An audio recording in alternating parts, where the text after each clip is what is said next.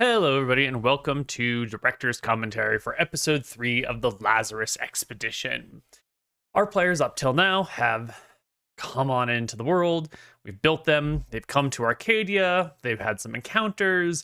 They fought their first real hero. And in this session, we're going to see a whole bunch of different things. So let's just start it off. Hello, everybody, and welcome back to the Lazarus Expedition. I feel like I just said that. Players in the world doing today?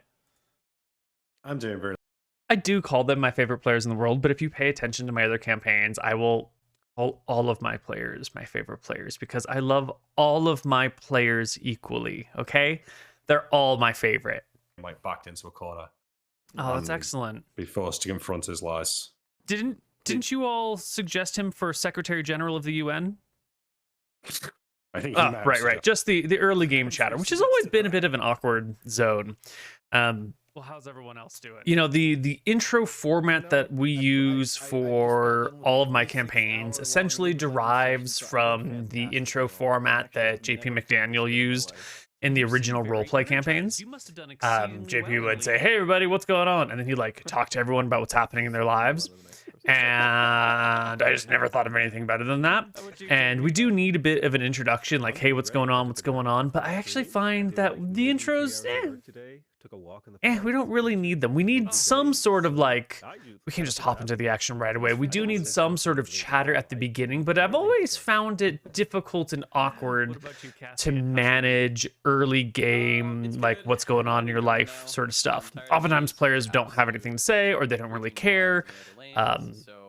You know, it's hard to get a good banter going, which is hilarious because before the game starts, when we're like, you know, getting ready and everything, people are talking, people are bantering. There's always good conversation happening before the game. But then as soon as like, hey, everybody, how's it going? Everyone's like, it's cool. I've got nothing to say. But before the game, people are telling hilarious stories and everyone's having a great time. And that transition from like social to like social in front of an audience really does change for the less the quality of the banter. And if you've watched some of my other campaigns where we did like the pre-show where our mics were live while we were like setting up and everything, you can see and hear the difference. So I don't know. I think the pre-show is a good idea. I think the pre-show banter is a good idea. And we got some rest at a tavern. Yeah. Anyway, so Nick is recapping because Nick is the best boy, the goodest boy, and he knows what's happening and pays attention and gives a good recap. If I could give him more experience points than the rest of the party for it, I would do so. Jexel, who spun us this yarn about his yarn's an interesting word there. Outside of the protection of the city, and he'd blessed some wizard so that she'd win at gambling, and then she'd lost, and she'd come back and taken over his temple with all of our goons, and he basically asked us to kill her. So we did that. We set out from the protection of the city. We left the walls into the desert, confronted this wizard. Our brave paladin, technically a sorceress, did his best to convince her to stand down, failing miserably. His job was bad. And once again, out of the clutches of defeat, a 20 saves us, and Cassian kills the last enemies with the rest of the party dying or dead around him. And I think that's where we ended off. And what was this great hero's name that you... Now, this right here, this is the mini game we play. One of the many games that we play, in that you know your players aren't paying attention to names. They aren't paying attention to a lot of things. And so in an effort to try to get players to remember the information I think might be important, I quiz them on it. Like your teacher might give you a pop quiz in class. Let's see how it goes. You bested in combat? The one for the history books? Well, not Lady anymore. Scorchfinger. Something. There you go. Something. Lady Scorchfinger. Yeah. No, I wrote it down. Emberwing. It's Flicker Red Scale. There we go. Good job, Mr. Any Moons will dangerous do. pet over here. No one will remember her name. All right. Now, the character's dead. It doesn't actually matter that we remember her name, but trying to get the party to remember the name of NPCs that they're coming across is a useful skill. We don't need every NPC, but like Dio, Cleric of Jexel, whose name we repeated 100,000 times, so they kind of remember him. Flicker Red Scale, she's an important hero that they've killed. She's dead now, but like maybe it would be useful to say we slew Flicker Red Scale, or we encountered Flicker Red Scale at some point in time. And so we're trying to get them to remember the name because it might be useful. I've not done anything wrong. Why don't you give it a shot? I encourage you to test the limits of the town. 1 in 10. Somebody count us down. All right. So somebody's just put a great joke in. skip. What? You're at the top of this here gathered and slowly woken. So this is sort of the like recap at the end of what's happening. Let's get the party back to town.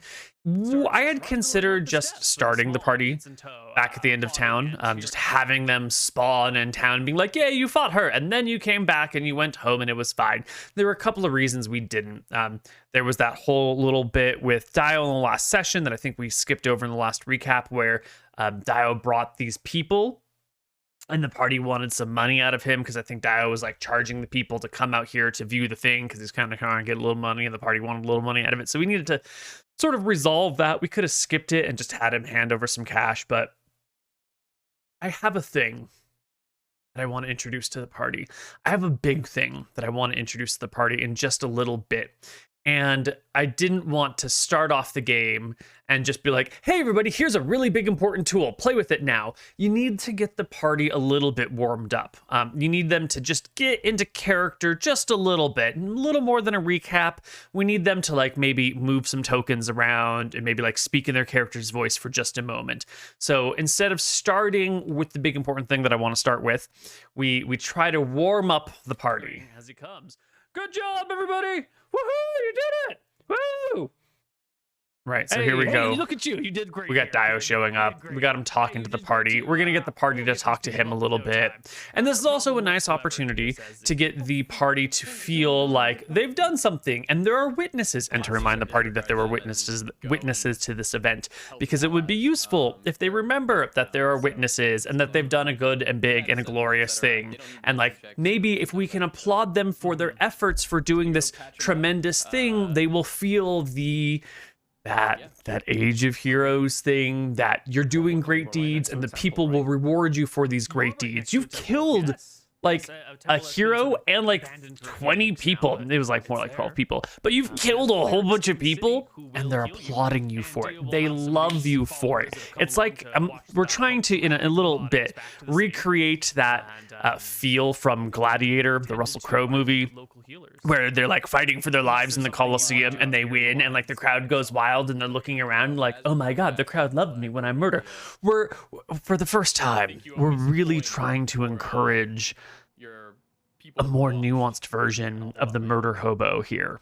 And we're trying to do it by letting the audience, not the viewer audience, but like the in-game audience, applaud them for their greatness. We're trying to encourage the go out and do great things. And when I say great, I mean like great in terms of scale, not great in terms of right or wrong, but do great things and people will applaud you for it and people will love you for it. Go and be great. Again, great doesn't necessarily mean good, but great actions will give you rewards. And so here we are using that as our warm-up. To the inn, and I will get you the rest of the money that I owe you from our contract. Don't worry, I'm always good for my word. Yep. I done. Then we go back to the city. All right. Our party can make it back to the city where we can begin what I assume is going to be another long rest, another week of downtime, which they need. Yeah. Okay. So we're assuming right off the bat, right? Because we're not going to say you get back to the inn, you talk to people. I'm not giving them the like, what do you do when you get to town? I'm just like, you're long resting, so let's start the long rest right now. I am setting the tone and the direction of what this rest is going to be like by just saying, this is what you want to do, so let's just do this. I could have said, when you come to town, tell me, players, what you want to do, if I wanted to like make it more open-ended. So instead I'm being like, this is what you're doing, which is what they want to do. It's not quite putting them on rails. It's just giving them a gentle shove in the direction that you think they want to go and that you kind of want to take them. And if they had said like, hold on, when we get back to town, I actually really want to do something specific, we totally could have done that. Was the agreed price? He owes us 250 more Oh, or 200 more. I can't remember. It's one of those. We got an Nice. advance. I forget we what got the like a advance 200 was. gold Arguing advance, over money. It I happens think. all the time. I think Skip. Just at all points in time, Roy is completely catatonic. By the way, he is like Love the "This scaredy is too pants much. Roy. It's Dude, great. This guy, But we're going to hey, skip ahead because there's things I actually want to talk about here, not just player chatter. Winters Big confidently show. many times. So the musical tone's I'm changed, just right? gonna go and sneak We're into chilling. the toilet and maybe murder someone. We're just chilling. Just The why party's not? warming up still. They're talking amongst themselves. I miss an Ilrim, man. They're getting world is a comfortable. They're better getting place in now that he's games. This is dead. what we That's good. want. Well, I got a thing I want to get to, but the party's clearly in like the mood of jovial talking, remembering. Like we're building the getting into game sensation here. We're like 11 minutes into the game, My man. Not the realm, mate. The world. but you can see I've got something I want to say, right? You can see it on my face. All right. Well, someone shell out, or the party shell out a combination of 21 gold for everyone's some simple logistics. Just give me some money and we can do it. I did. Does Dio come back and pay us in that time? Absolutely. Dio will come back and pay you, but before, well, yeah, you can get his payment right now. That's fine. Right. I want to have a thing. I want to do the thing, but no, okay, fine. Let's just deal with the payment right now. We're not going to do a conversation about it. We're just going to get you paid. I just wanted to know for the GP tracking. Yeah. How much did he owe you? It was either 200. I have no idea. I've completely forgotten at this point in time. It was a Like little in bit game, more I've than that, completely no? forgotten. Am I crazy? I didn't write it down. I should have written down how much he was going to pay and how much he had paid up front, but I forgot to. It's 250 after the money he advanced. And so now I'm lost, Yeah, and now I have to look it up on the more wiki. than that. Actually, so it is going to be another 240. Okay. Perfect. We're fucking Nice. rich, boys. Yeah, we are. So And this should be enough money for them to get all of the gear that they need for their travels. We sort of planned out the amount of money in advance, just enough that they could have the money they would need to travel, and then a little bit so they could feel comfortable exchanging money for services or buying favors or what. You know, we want to have them to have all the stuff they need to start their adventure and then some spending cash. Now, something's going to happen this very first night before any of these level ups occur, which is why I'm a little hesitant to start the level up process here. It is nighttime. I also mostly want to set the tone for what's coming. We could level up, but like what we're doing here is sort of a big deal. And so let's set the tone for it right now in Abelar. Everyone is restful and asleep. Ooh, well- you can see me looking off to my right, which is, well, actually, yeah, that's about the angle. That's about this angle right here, which is where I would be looking if I were trying to find the appropriate audio track for this moment.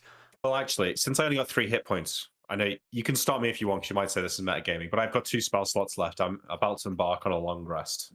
I feel like Might I as might well have use cast them. a Cure Wounds on myself. Just Sure, one. I'll save go for one. it. Yeah. Yeah. Up to 7. Looking for that audio track still. What's the right one for the mood? Can be so hard to find. The cleric and the paladin wake So- up in the middle of the night with a sudden start. The both of you Nice. independently can tell that something has happened. And as you upstart in this in room, which is, as we mentioned before, there's like a lot of beds in this room, right? There's this track I want to say one is after another, right? And Before the two of you Storm, cut one of my way to a favorite start. tabletop And you audio can see tracks. Another person down the room has also bolted upright in bed.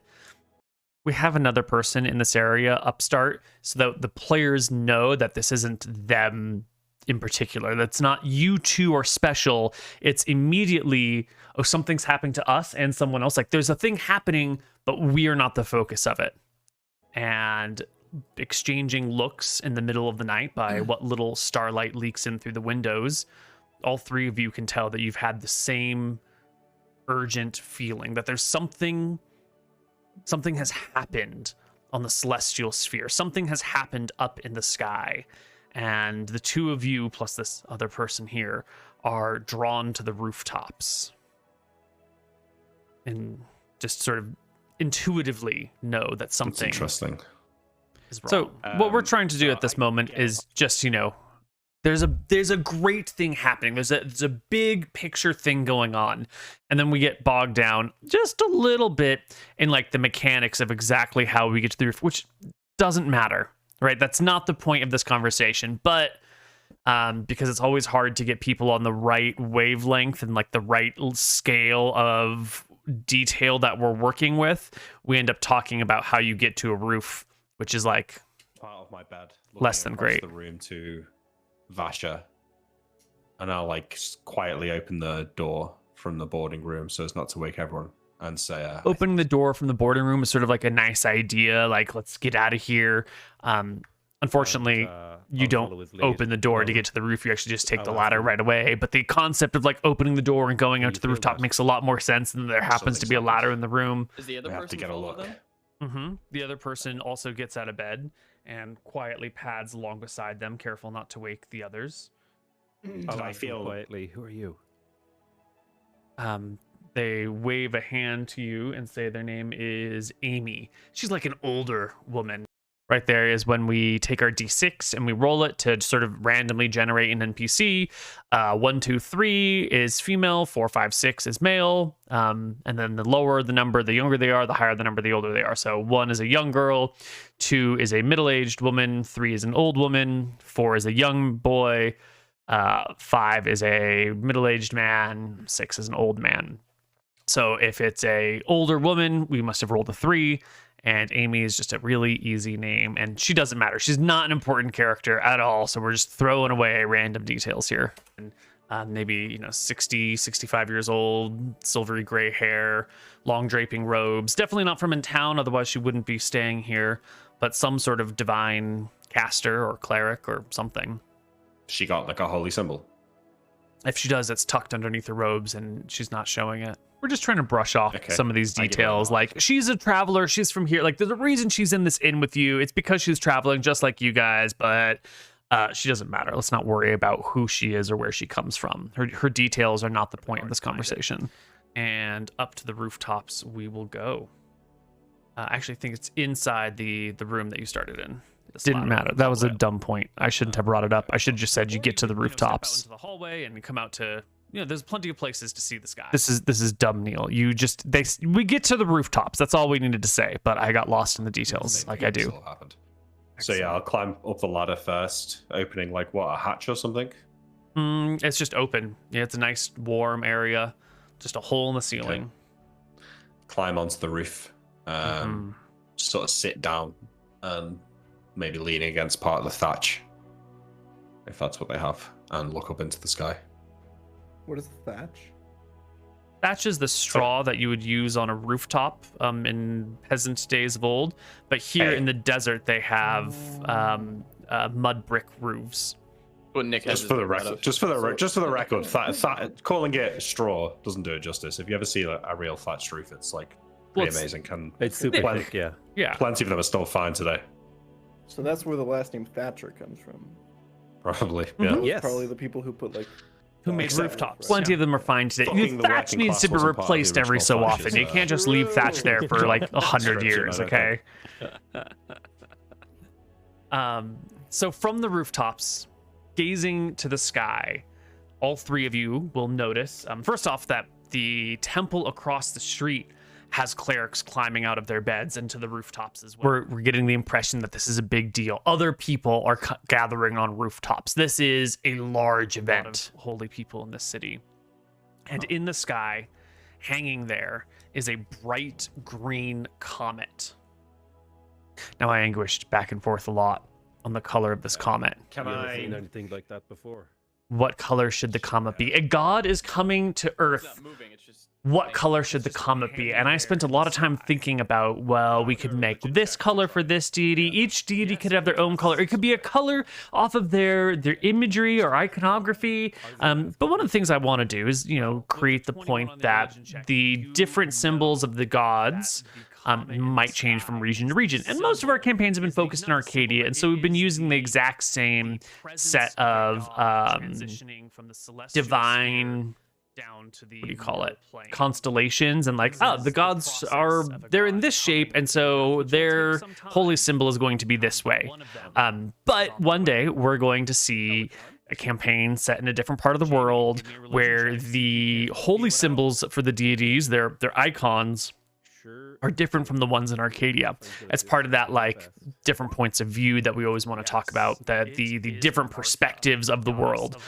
And so I didn't want to tie comet color to God's holy symbols, because the holy symbols will change from region to region probably. And so when it came to what color should this comet be, after anguishing over this concept for 45 minutes, I just decided green is my favorite color. This comet will be green because I like green, and there's no deeper meaning to it because green's pretty. I've never heard of a god coming.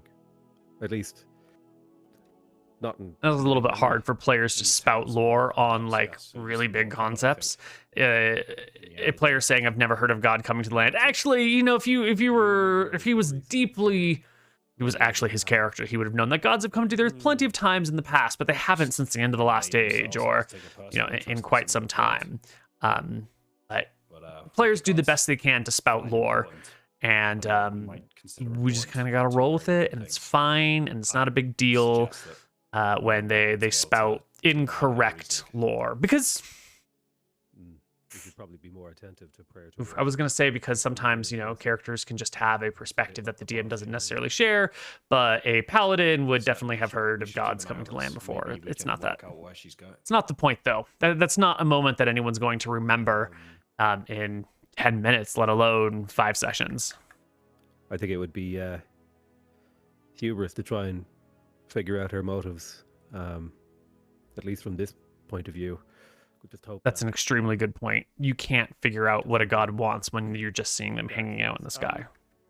Do I remember any stories of gods coming back to the plane of the living before? And are they generally considered excellent? Oh, this is a momentous event, the god comes down, and it's a huge change of the world. Well, the end of the last age was filled with turmoil and strife, and many, many gods down on the mortal plane. There's a cat in the edge of my camera from time to time. And that's probably the strongest, most recent memory, or impression, is the last time there were many gods on the earth, it was catastrophic. But in times before that, they would come down with some frequency, and it wasn't always necessarily bad. They would walk along the land. In fact, the place... Now, one of the things that we're talking about here is the last age, known as the Age of Mist, or the Dawn of Time. And one of the characteristics of the Age of Mist is that there's not a lot of recorded history from that period of time. One of the things that defines the Age of Mist is people didn't bother writing down history because everything was so new and everyone was just born with information, and there wasn't sort of this need to try to remember things because everything sort of was. I'm sure there were some written records. It's not like no one had writing, but there wasn't this let's jot everything down idea until a little bit later, until the end of the Age of Mist around the end of the Age of Mist is when people start writing histories and keeping track of these stories, because it's becoming really important to know what happened 100 years ago or 200 years ago or 300 years ago. That is now actually civilization is starting. It's not just being pushed forward by these gods who are walking around telling you what to do. And so a lot of the stuff from the Age of Mist is going to be completely forgotten, never recorded, and never remembered. So kind of knowing like the end of the age had these details is something our characters would know. But if we, and we will, play in the Age of Mist later, you're gonna see things that happen in the Age of Mist that sound super important, but just like never ended up getting written down. Or maybe they were written down or remembered in like the elven areas of the world or the dwarven areas of the world, where it could have passed through, you know, someone who lived a really long time to the point where it got written down. But in the human-centric world, or at least in the human-centric parts of the world, we're going to see a lot of...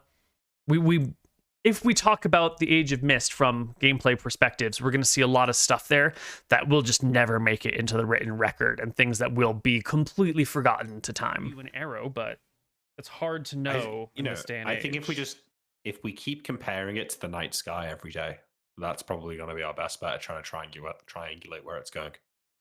Yeah. The idea of like the comet, you can tell where it's going to land on the Earth, makes literally no sense.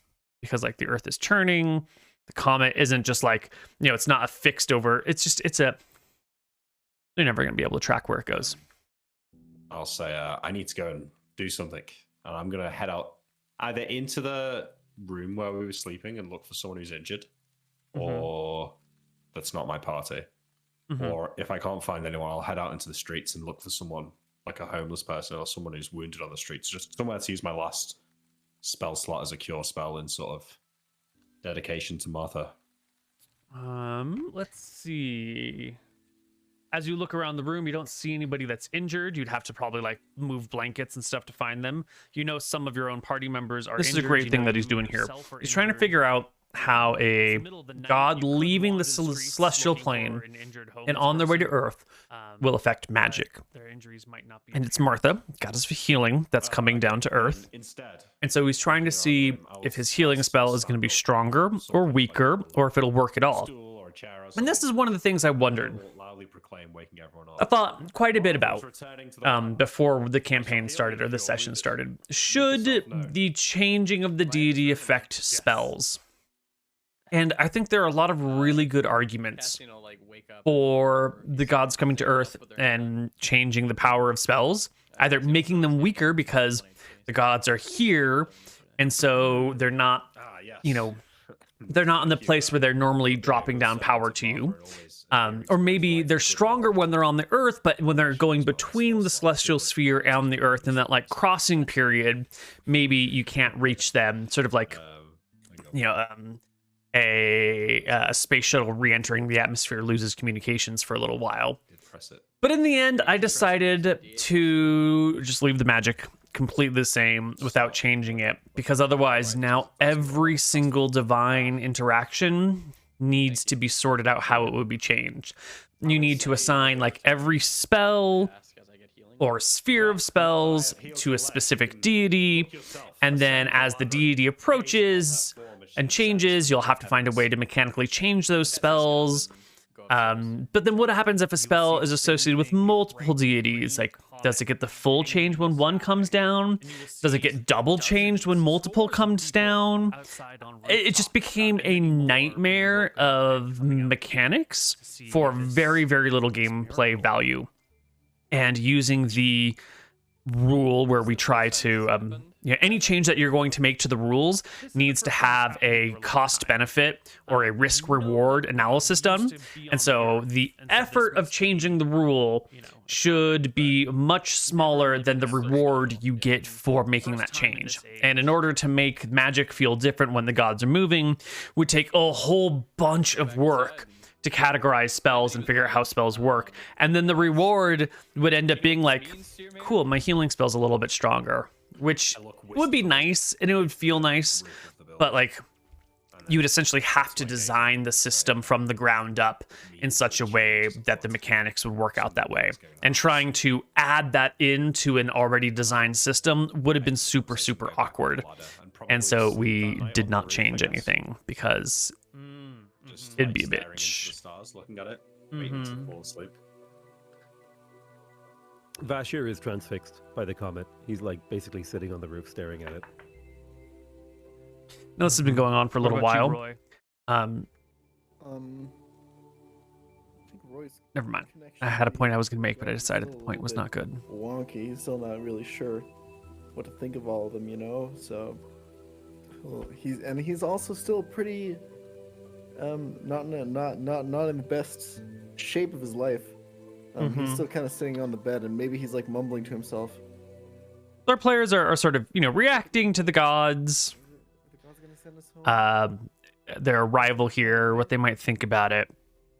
And this is our moment where we are trying to seed things on multiple levels. On one level, we're trying to talk to our players about how they feel about the divine, how they feel about, greater powers, what their connection to these greater things are. We're doing a little bit of character reflection.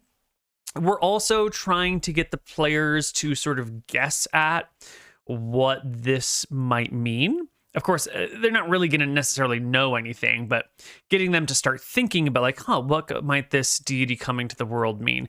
Does this affect us? How might this affect us? What could this be about? Is a really nice thing to get going. Maybe this deity has an effect on what the players are doing. Maybe the deity has no effect on what the players are doing. Maybe it's completely unrelated to them. But seeing world stage events happening is an important thing, and how we feel about things happening on the grand world scale is sort of important. Granted, we're mostly concerned with our campaign, and we're not going to spend a whole lot of campaign time talking about things that aren't relevant to the campaign. We're not going to spend a lot of time talking about the economics of trade up and down the river unless the party is actually trying to, sell seaweed from one town in another town. But aside from that, we're not going to worry about these bigger picture issues, other than like, hey, one's happening now, and it's an important one. What do you think about it? The other thing we're trying to do is we are trying to plant seeds that can be harvested later because a god is coming to the world, and that's not an idle decision. There's a story about why this god is here, what her purpose is, what's going on. And that seed is, well, when gods are coming to the world, it's usually a big deal. That's not the sort of thing that is, this is a long-term storyline that we're seeding right here. This is a storyline that will, I don't want to say too much about it, but we're working on the big picture here. And so this is the start of a big thing. Let's take a moment and talk about this big thing. And that way, one day, when the big thing is coming to fruition or the big thing is already done, and you come back and watch this campaign, knowing what the big thing is, you can be like, oh my God, that's when that thing was happening. And you can see that, we're planting seeds today to be harvested tomorrow.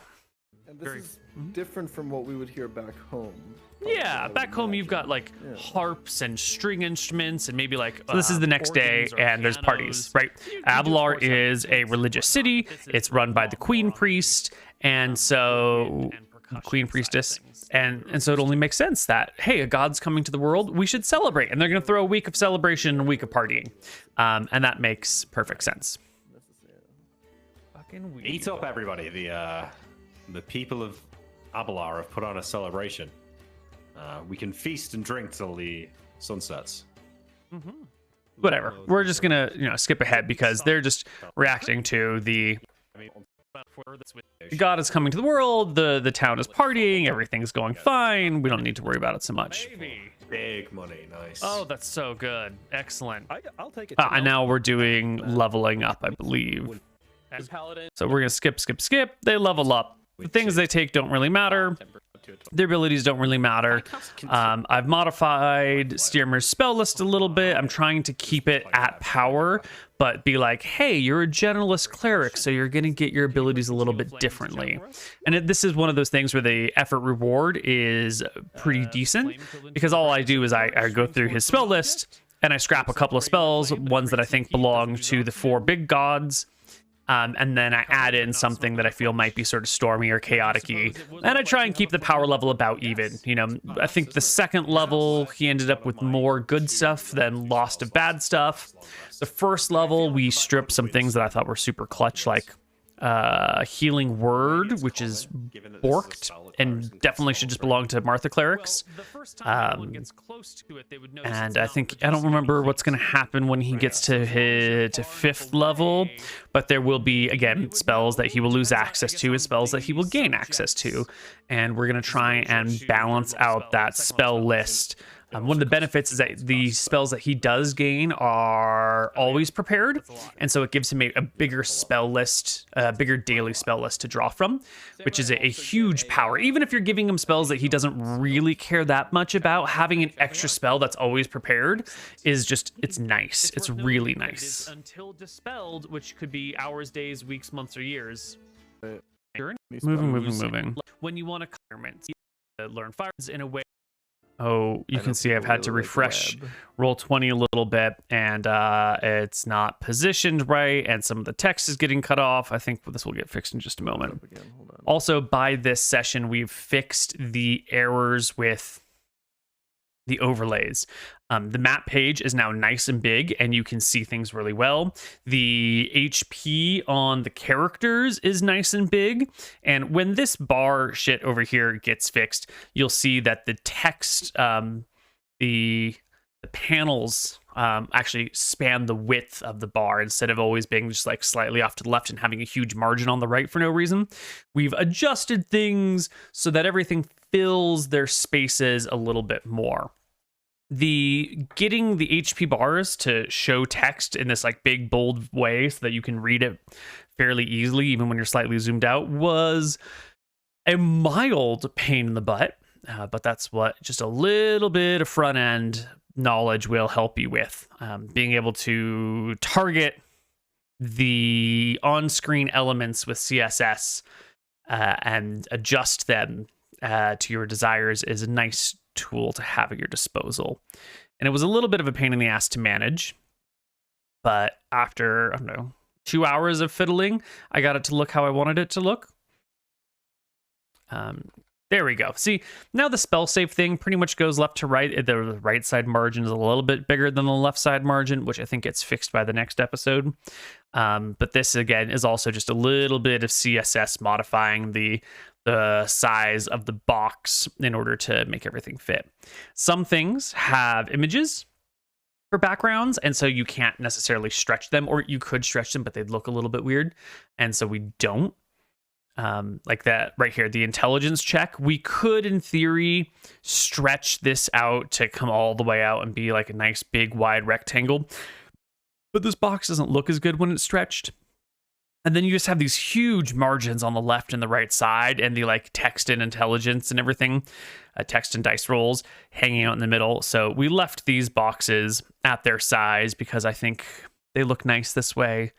There's no need to make them bigger. But the other stats, the other dice rolls, the other big text blocks, we do bother to stretch to use the whole panel, and that way they're also not as tall. You know, they'll take up more horizontal space and less vertical space, and we can fit more things on the screen at once.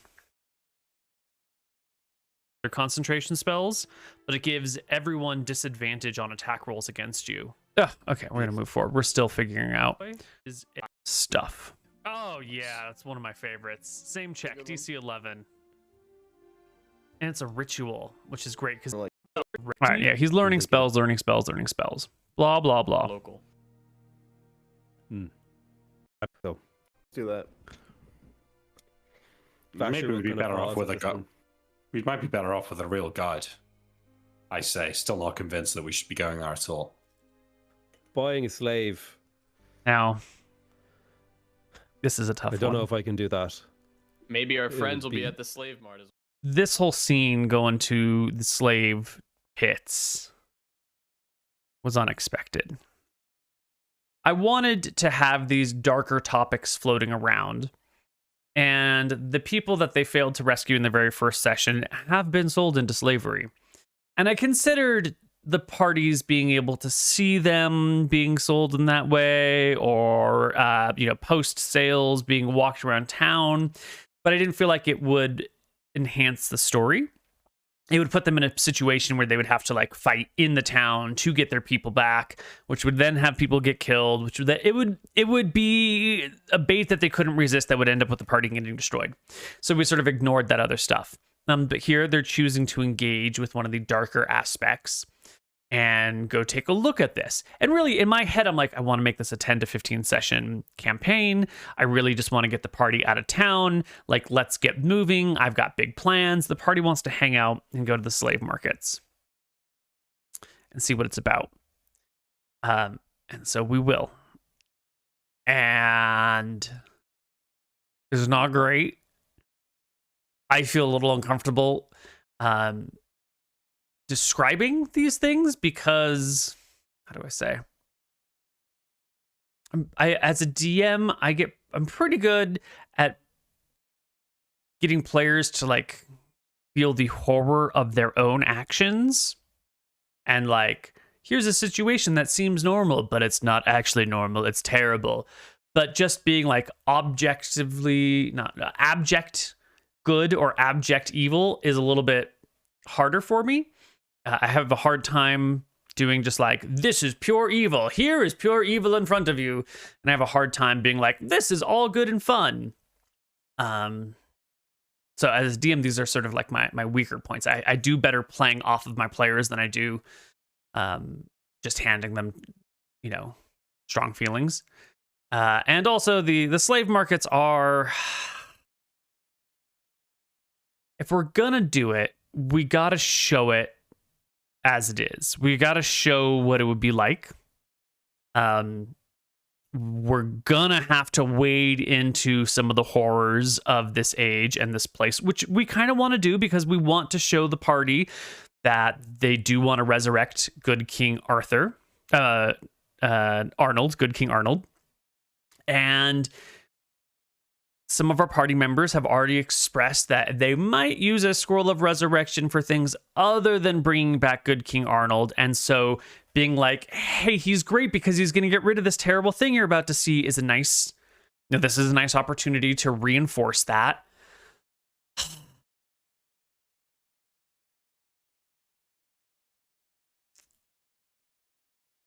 But it's generally a tough topic to deal with. Friends. There are some topics that even my, desire to fiddle around on the darker side of humanity and play with it fails at. I don't think I could just walk away. I think then we have to make and the players, I think, are also facing this and trying to decide what to do with it makes them, not just the characters, but the players a little bit uncomfortable. Because they are coming face to face with something that their characters and their players think is pretty bad. They have absolutely no power to change. They're getting to be like, oh my god, here's this system of human bondage that I find morally objectionable, and I can't stop it. I can't leave our friends for dead. I can't make a difference here. It's too big of a system. I'm too small of a part. What can I do about this? And then they get to walk through some of the options here. Like, well, what if we buy a slave and free them? And then the whole like, well, then we're paying someone for human flesh. Does that feel good? And then also the the coming to the realization that when you have such a systemic system of oppression, just walking in and trying to, fix it real quick, like for one person doesn't really work very well. Like that person, how do you say? It's not so easy just to buy a human and say, be free human, and then let them be free. Like, you have a responsibility now to this person. They're going to need some help transitioning from being property to being independent. Even if you just hand them some money, they're still going to be recognized as that. They're still going to sort of be in that mindset's not the right word. they saved up all their money. It takes some time to, how do you say?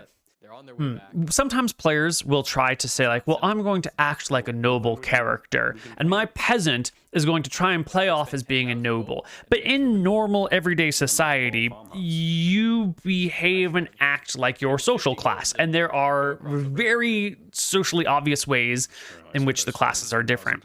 And if you are a, backwoods redneck and you show up at like a fancy dinner party and you try to act like a blue blood at a fancy dinner party, it's not going to work. People are going to see right through it. There are very core social habits and patterns and languages and the way you carry yourself and the way that you are interacting with your surroundings are sort of deeply ingrained. And so if you buy a person in the Colosseum and then you just hand them some gold and say like, be free person, they're still going to have the social patternings of an owned person. They're still going to have those quick like trauma responses and that little fear of am I in the wrong place? Is someone about to like, what am I? They're still going to have that behavior, and you're going to need to help them out a little bit and get them more accustomed to being an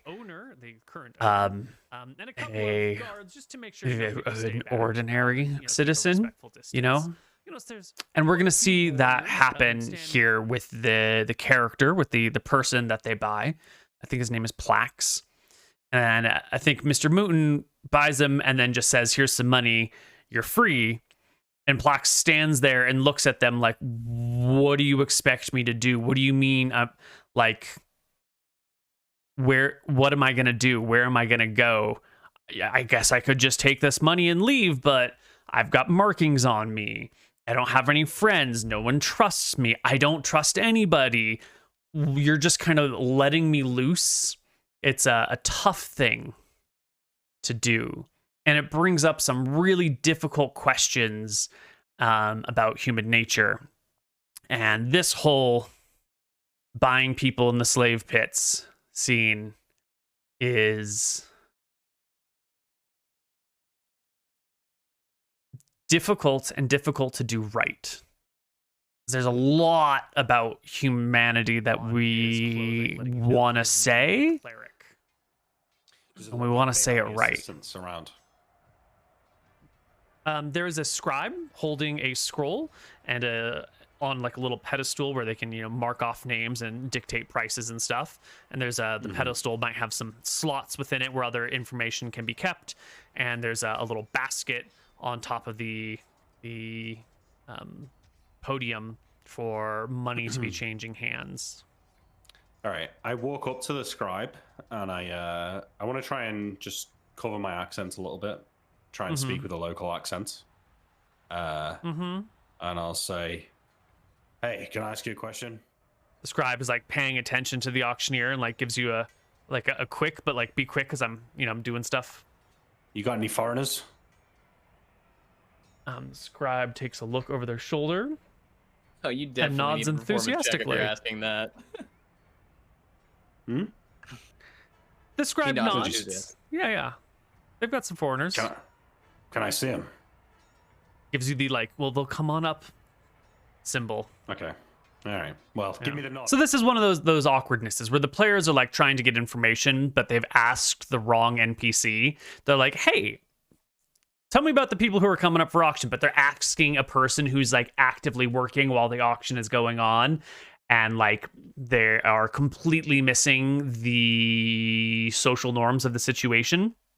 And as the DM, I wasn't sure exactly what he was going to say going up. If he had just said, I want to find out if there are any foreigners here, we probably could have found a way to do it. But the player who's doing the right thing is like, well, I'm going to role play out how I would ask for any foreigners here. But then like the character goes about doing it in an awkward way. And then we just sort of like fumble through the awkwardness of it, which is not bad. It's showing that the players and the characters have no idea how to manage a slave auction.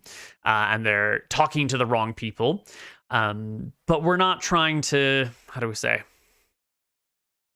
I'm trying to move the story along. I'm not trying to spend too much time here. I'm trying to do it right, but I'm not trying to dwell on it.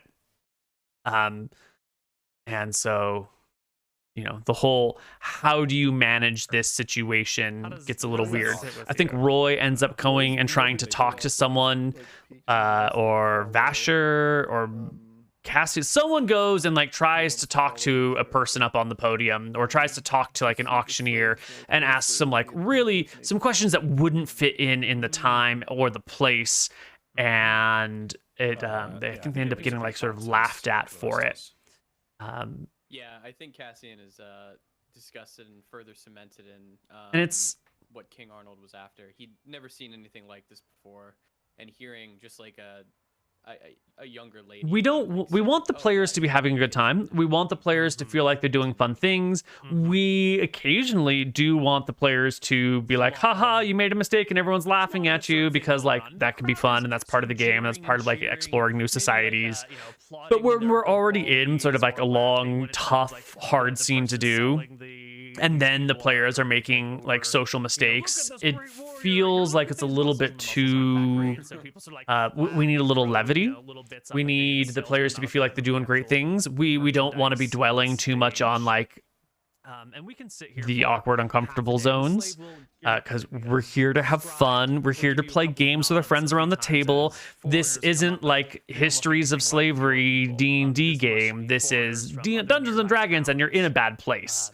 And so the whole countries across the sea, but you don't seem to recognize it's tough to manage 4 hours of darker, heavier scenes while still having the players have a good time, because that's our end objective, is to have fun. And when the players get in their own way in these areas, it is difficult to manage. Where is it that you try to? I feel like Roy would try to talk to one of them that was already. This is what I'm talking about. Let's watch. I guess just like wherever he can get closest, really. So maybe one who's like being sold off right now, yeah. Mm-hmm. As they're being sold. Something like just any way he can like walk up to one. Yeah, and you'll be just ask like look them in the eye and be like, hey, how you doing? You'll get a laugh from the guard standing nearby as you ask them how they're doing, and maybe a chuckle from the other people standing near you, and no response from the individual. They think you're taunting him. And that's the best I can do with trying to make this like a little bit of levity when a human being is being, is up on the auction block and Roy's like, hi, how you doing? Like this.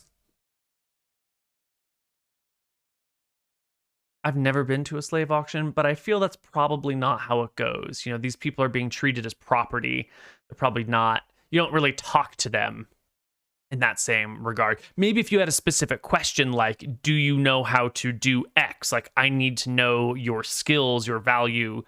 But like casual conversation, probably not so much of a thing. And so the best response is to be like, oh yeah, the crowd is on your side here, Roy. They think you're taunting him and they love it. They laugh with you, even though you didn't mean to be laughing at the guy. See, because I think the like servants that Roy grew up with would be like house servants, right? Who are like much closer to the family, right? Not much like the manual labor that's being sold here, right? Right, and I do believe Roy grew up in the time where this sort of practice had already been outlawed by good King Arthur. Yeah. Arnold. Okay. Yes, thank you.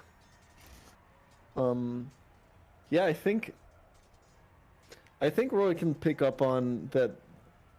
Him talking to this person is not like a thing that people like to see here.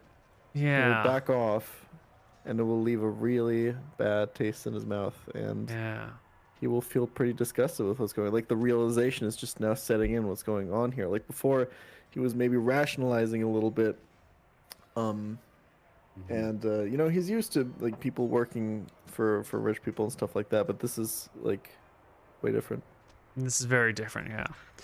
So after 4 hours, it's clear that you're maybe 3/4 of the way through. Do you want to stick out the remaining hours just to see if your people might be in the lot? Yeah, I think personally, we're feel gonna like we stick out should. the Yeah. entire Okay. time. If there's ever anyone being like chalked as like, oh, this guy's like a woodsman, we found him out there, da da da da da. Let me know, I guess. Yeah. I'm probably gonna roll like a check to see if Cassian can actually stop himself. I think his nature of this is he's in such disgust that he would just want to free someone. Right. There is, and this freeing of someone, anyone, is hopefully going to be a way that we can continue the conversation about why it's so important for this group of people to resurrect good King Arnold. Their friend Plax, who they're about to make here, is going to be a constant reminder. And we did such a big, dive into the horrors of the human slave trade in this session that like the next couple of sessions were a little light on the topic. But as we go forward, we're going to keep reminding them, and Plax will probably travel with the party until the end of the game. And will be that constant reminder of why we're here. Why the great things that good King Arnold did, which we don't get to see in game, right? We're just told about these things. And so Plax will be sort of our token reminder of some of these parts. The minimum. If someone doesn't sell, they'll just come back another time and try and sell them again. I'll throw up a hand after a few calls. Yeah, it goes once, going twice. You'll throw up a hand for 50. The owner will get sort of excited. And one of the things that we have to improvise here, because we didn't plan for a slave auction scene, is at what price do you sell a human? I don't know. I had no idea what to set the price as. I think we ended up doing 50 gold, which is probably way too low. But I was completely unprepared to put a price on a person like that. So 50 gold it is. He's disgusted at what he's at done, the starting but point. thinks that he's done better for the world. Yep. And following in the lead of the other people around you, you can walk on up over to the area where money changes hands, pay off the person who sold them, who's pretty excited about this, and they will just hand you this person whose hands are bound behind silver, their back. So that's 17 gold? Yes. Okay. It's going to leave me with 5 gold. I'll pay in the silver first. Okay. Well, we've only got 5 gold left. I have 5. Nope. And skipping ahead. But there is enough of a state and an institution around this practice that you don't really need too much branding. Slaves don't really have anything. So if they were to, run away one day, they wouldn't have anywhere to go or anything to do. They would have no friends. They wouldn't be able to escape the city without dying in the desert. There's really no place to go. We're doing it in game. We're going to talk about it out of game a little bit as well.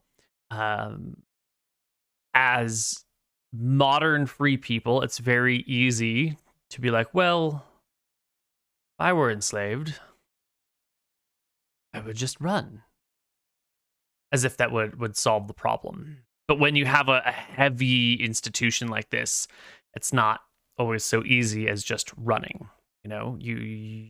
We in the modern age, especially with cell phones and banks with digital currencies and a high level of trust among everybody, it feels very easy. Like I could just go off on my own and travel the world without knowing anyone, and I could wander from place to place like a complete stranger, and it would be fine.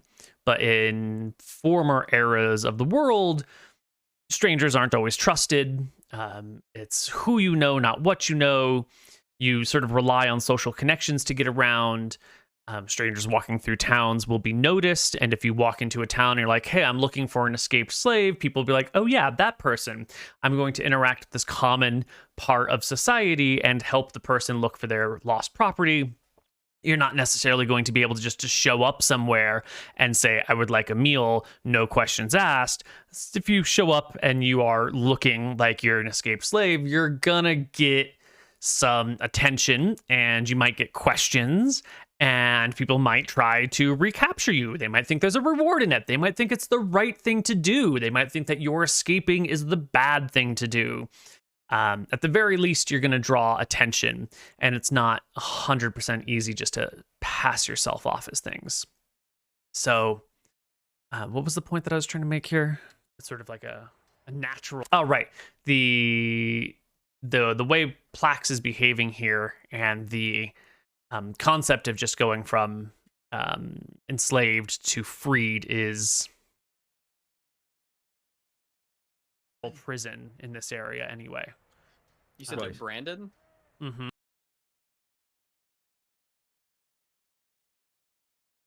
It's difficult to impress upon. It's difficult to teach people about a culture and society very, very quickly, is what I'm trying to say here. It's hard to like give someone an entire set of social norms that you would learn through a lifetime of experience in like 2 minutes in D&D and have them pick up on it.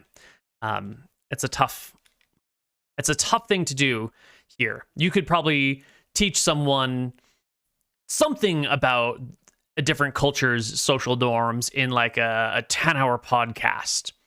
Or maybe if you did like, a 2-hour documentary, you might get like a flavor of a different culture or a flavor of a different set of social norms. But to like understand it well enough to manage complex topics like running away or escaping a situation like this is a difficult story to tell. Yep. So what happens if I'm you definitely unqualified to tell it. Or does that just That's not the happen? point. Yeah. It gets a It's little like- tough at that point, Got it.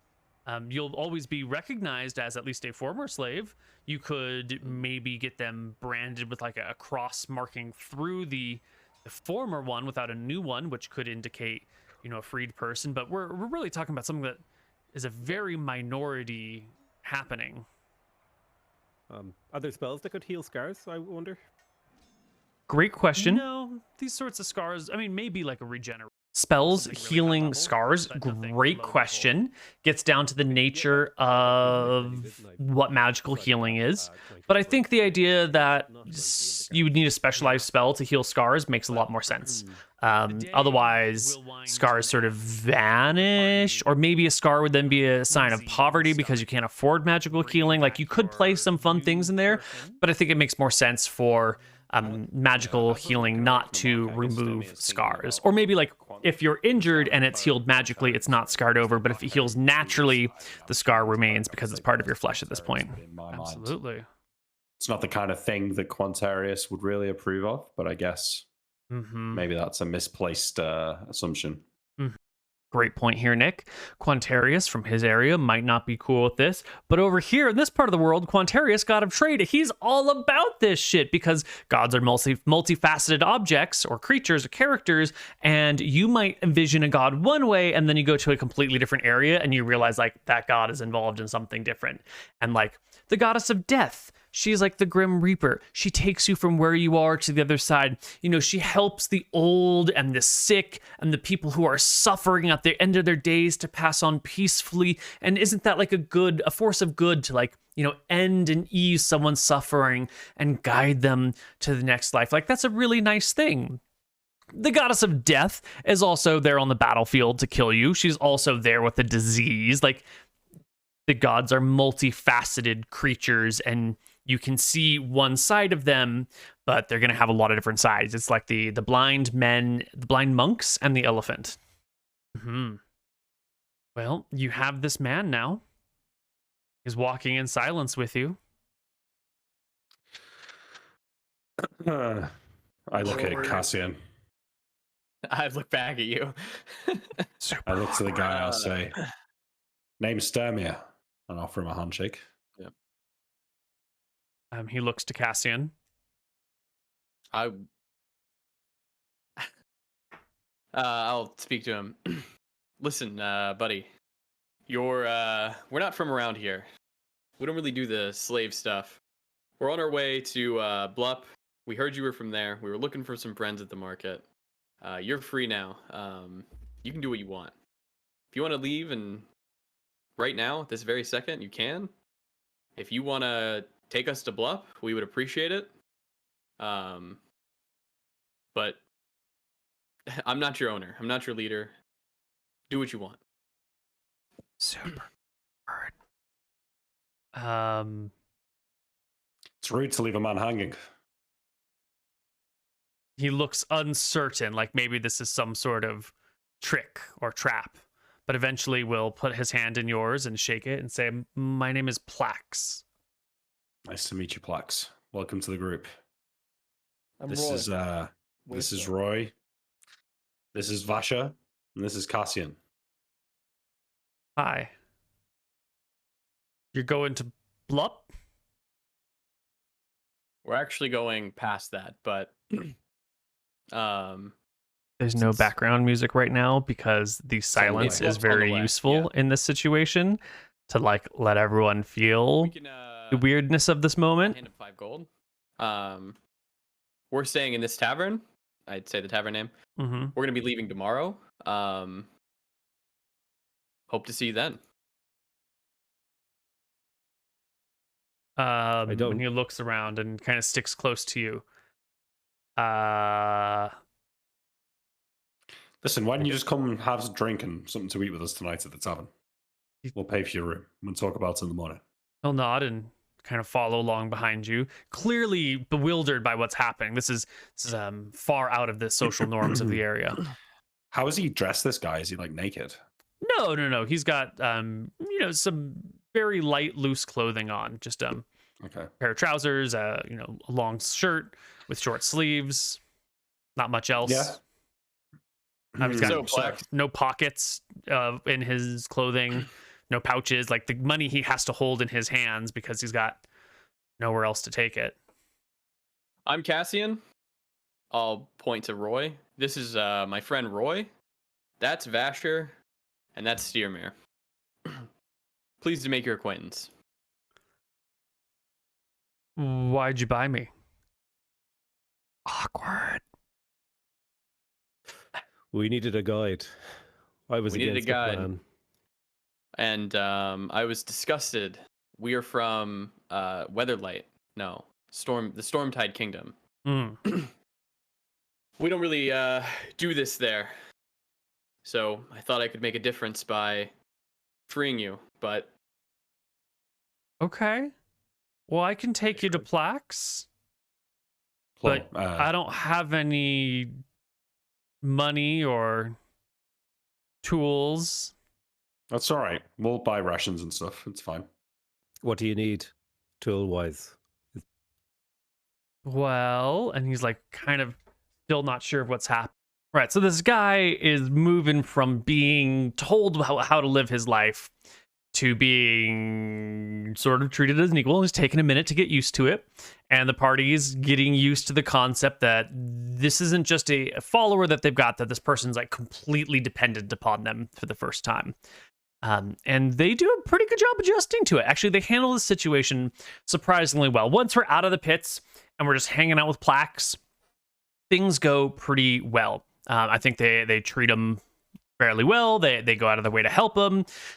When it's clear that he doesn't know what to do, they give him a little bit of guidance. They do a good job. Good job, players. We undertake that journey. They sort of ask him to help them without implying that he needs to. And he comes along because, hey, they're headed to where he wants to go anyway. They've given him a little bit of help in life. Let's go. Let's do it. So, blah, blah, blah. Also, conveniently, they don't know how to travel through the desert, and Plax does, and he does know how to travel through the desert because I see the convenience of him knowing how to do it. And so then I just give them a GP total, and then I can give them the gear that I think they need, and it smooths over what would have been a 1-hour conversation about buying equipment and why you need this and that and blah, blah, blah. And so that all works out extremely well. So we're going to skip ahead after they buy some gear. Skip. your knowledge is gonna be 10 years old, I guess, huh? Oh, right, dealing with the difficulties of him being 10 years a slave. But Well- if you're really wanting to buy something, I would go find out what they make locally and right, the trade.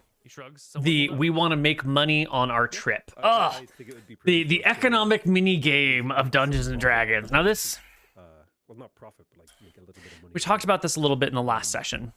So I But will the players some have some money and they want to make some investments. And also, I float the there's a idea couple angles here. There's the we're playing the game for fun, and so if you want to make some economic investments because you think it's going to be fun, absolutely, let's do it. But there's also the amount of time that it takes to understand a economic system and then properly exploit it well. It requires understanding, requires training, requires a lot of knowledge of what the things are.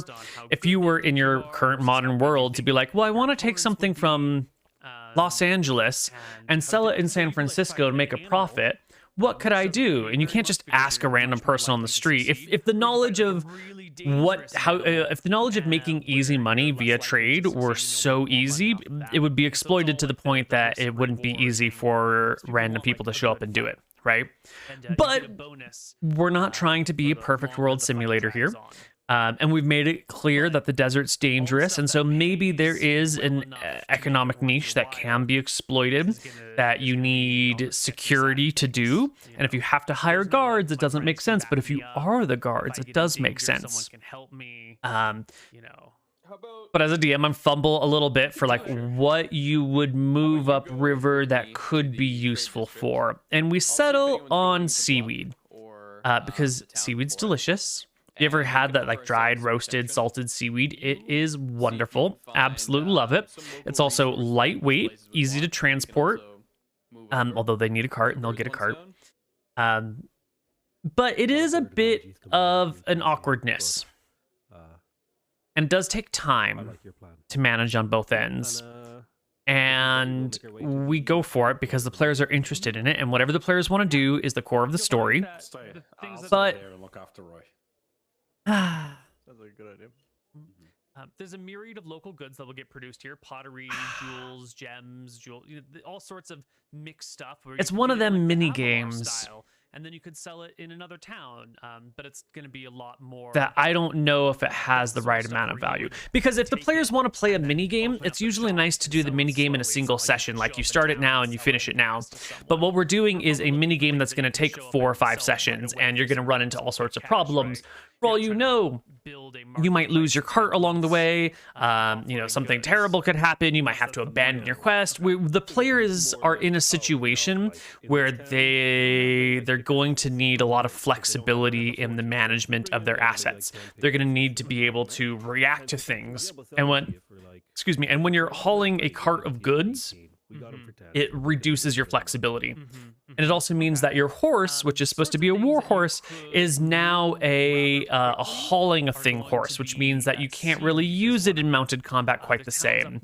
And so I find the moving of luxury goods from one place to another to be the next town over, but you gotta like cross the desert to get there. An awkward decision. The players want to do it, and so we do it anyway.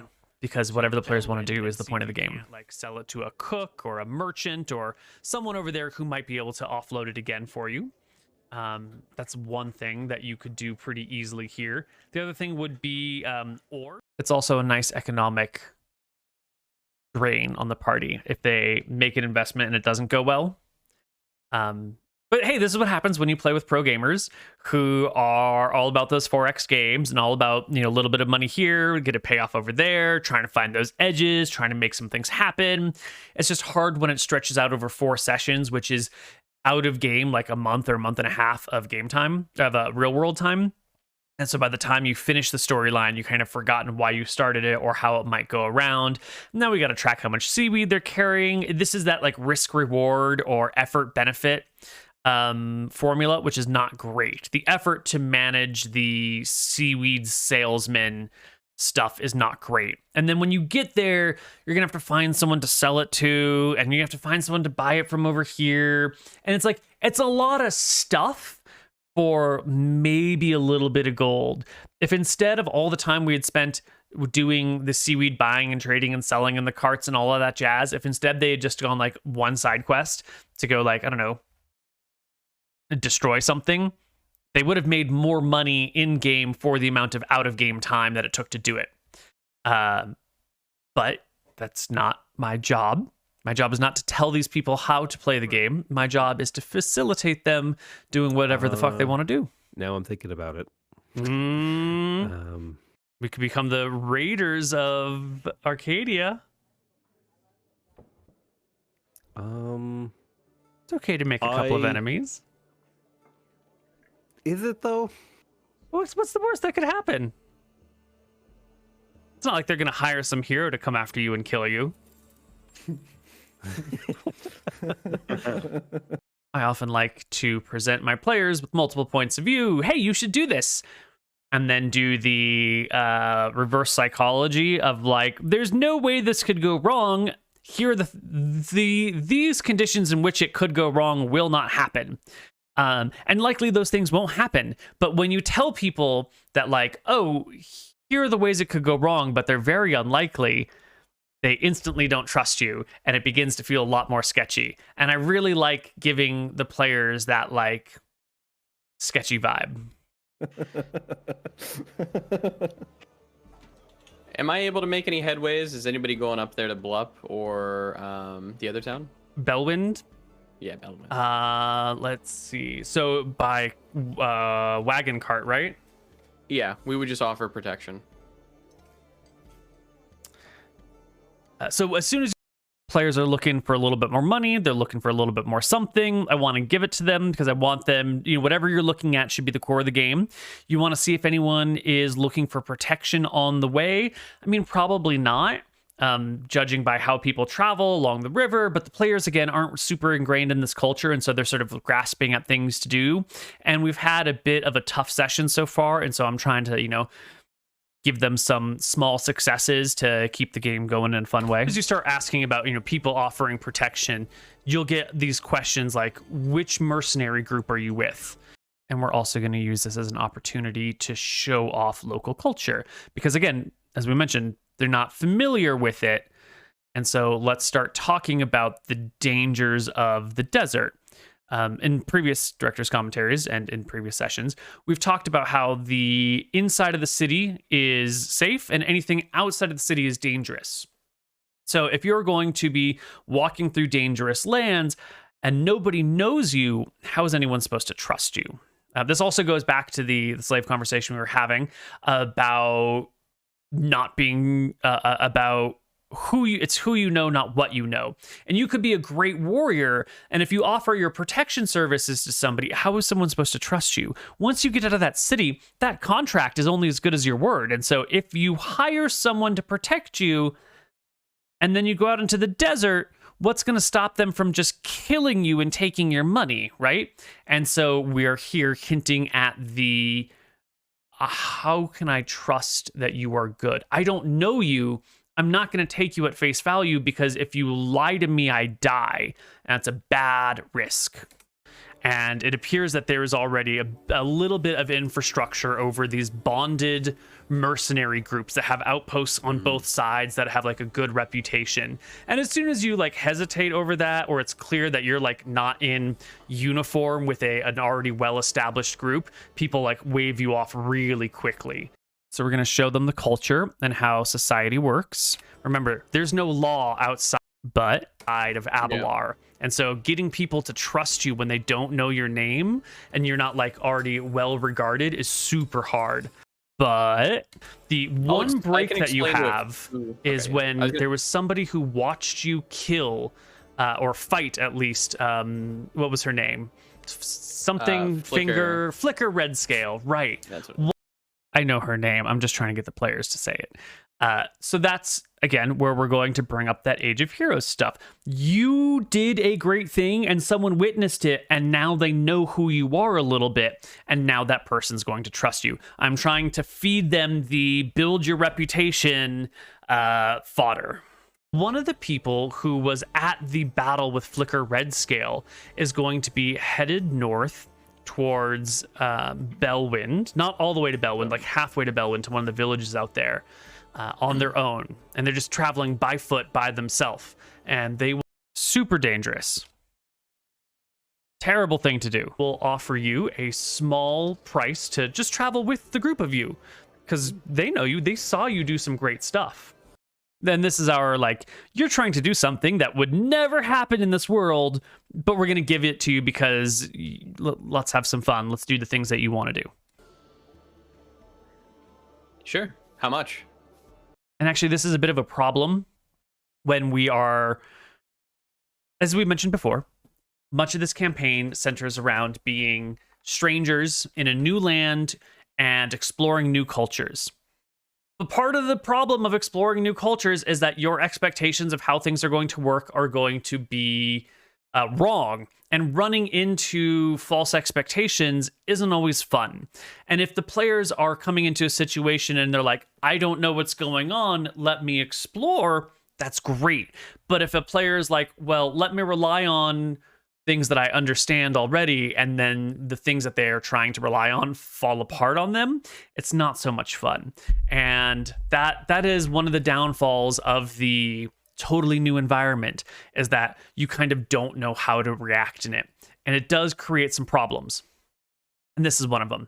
I think this session is filled, maybe it's just my own personal social awkwardness, but this session is filled with you don't really understand how things are working, and it's awkward, and all the things that you try sort of fall apart.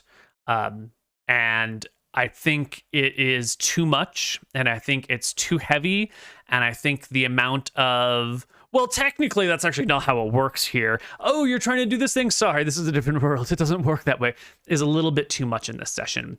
Then again, it might just be my own social awkwardness with all of the things that are going on, and my own personal struggles with dealing with these heavy and awkward topics. Maybe it's just my own perception. They will give you 1 gold a day for the journey to get there. Cool. We take it. Yep, and they just want to travel near you guys just for the extra protection. Fantastic. We're doing good. Yeah. I go over to check out Vasher. How's it going? What are we bringing? No much equipment for that. Sandproof. So I'm gonna try. Excellent. Off we go. Heading. All right. We are at hour 2 of our game. Or we're 2 hours into our game. A 3-hour game. And we're finally leaving town. In my head, when I was planning this session, I was figuring, well, 5-10 minutes, wrap up a Flicker Red Scale, 5-10 minutes, maybe 20 minutes on Gods, 5-10 minutes of planning to leave town, maybe half an hour of game time before we begin our journey. And then most of this session will be about the journey to the next town. And that is not what happened. That is not what happened at all. We spent 2 hours instead of half an hour on the town and the things in the town, which is not a bad thing, right? It's just it's not what I was expecting. And so the pacing that I had designed for today's session kind of gets a little fussed. It's a little messed up. Heading north. We'll get the guy who wanted to hang out with us too.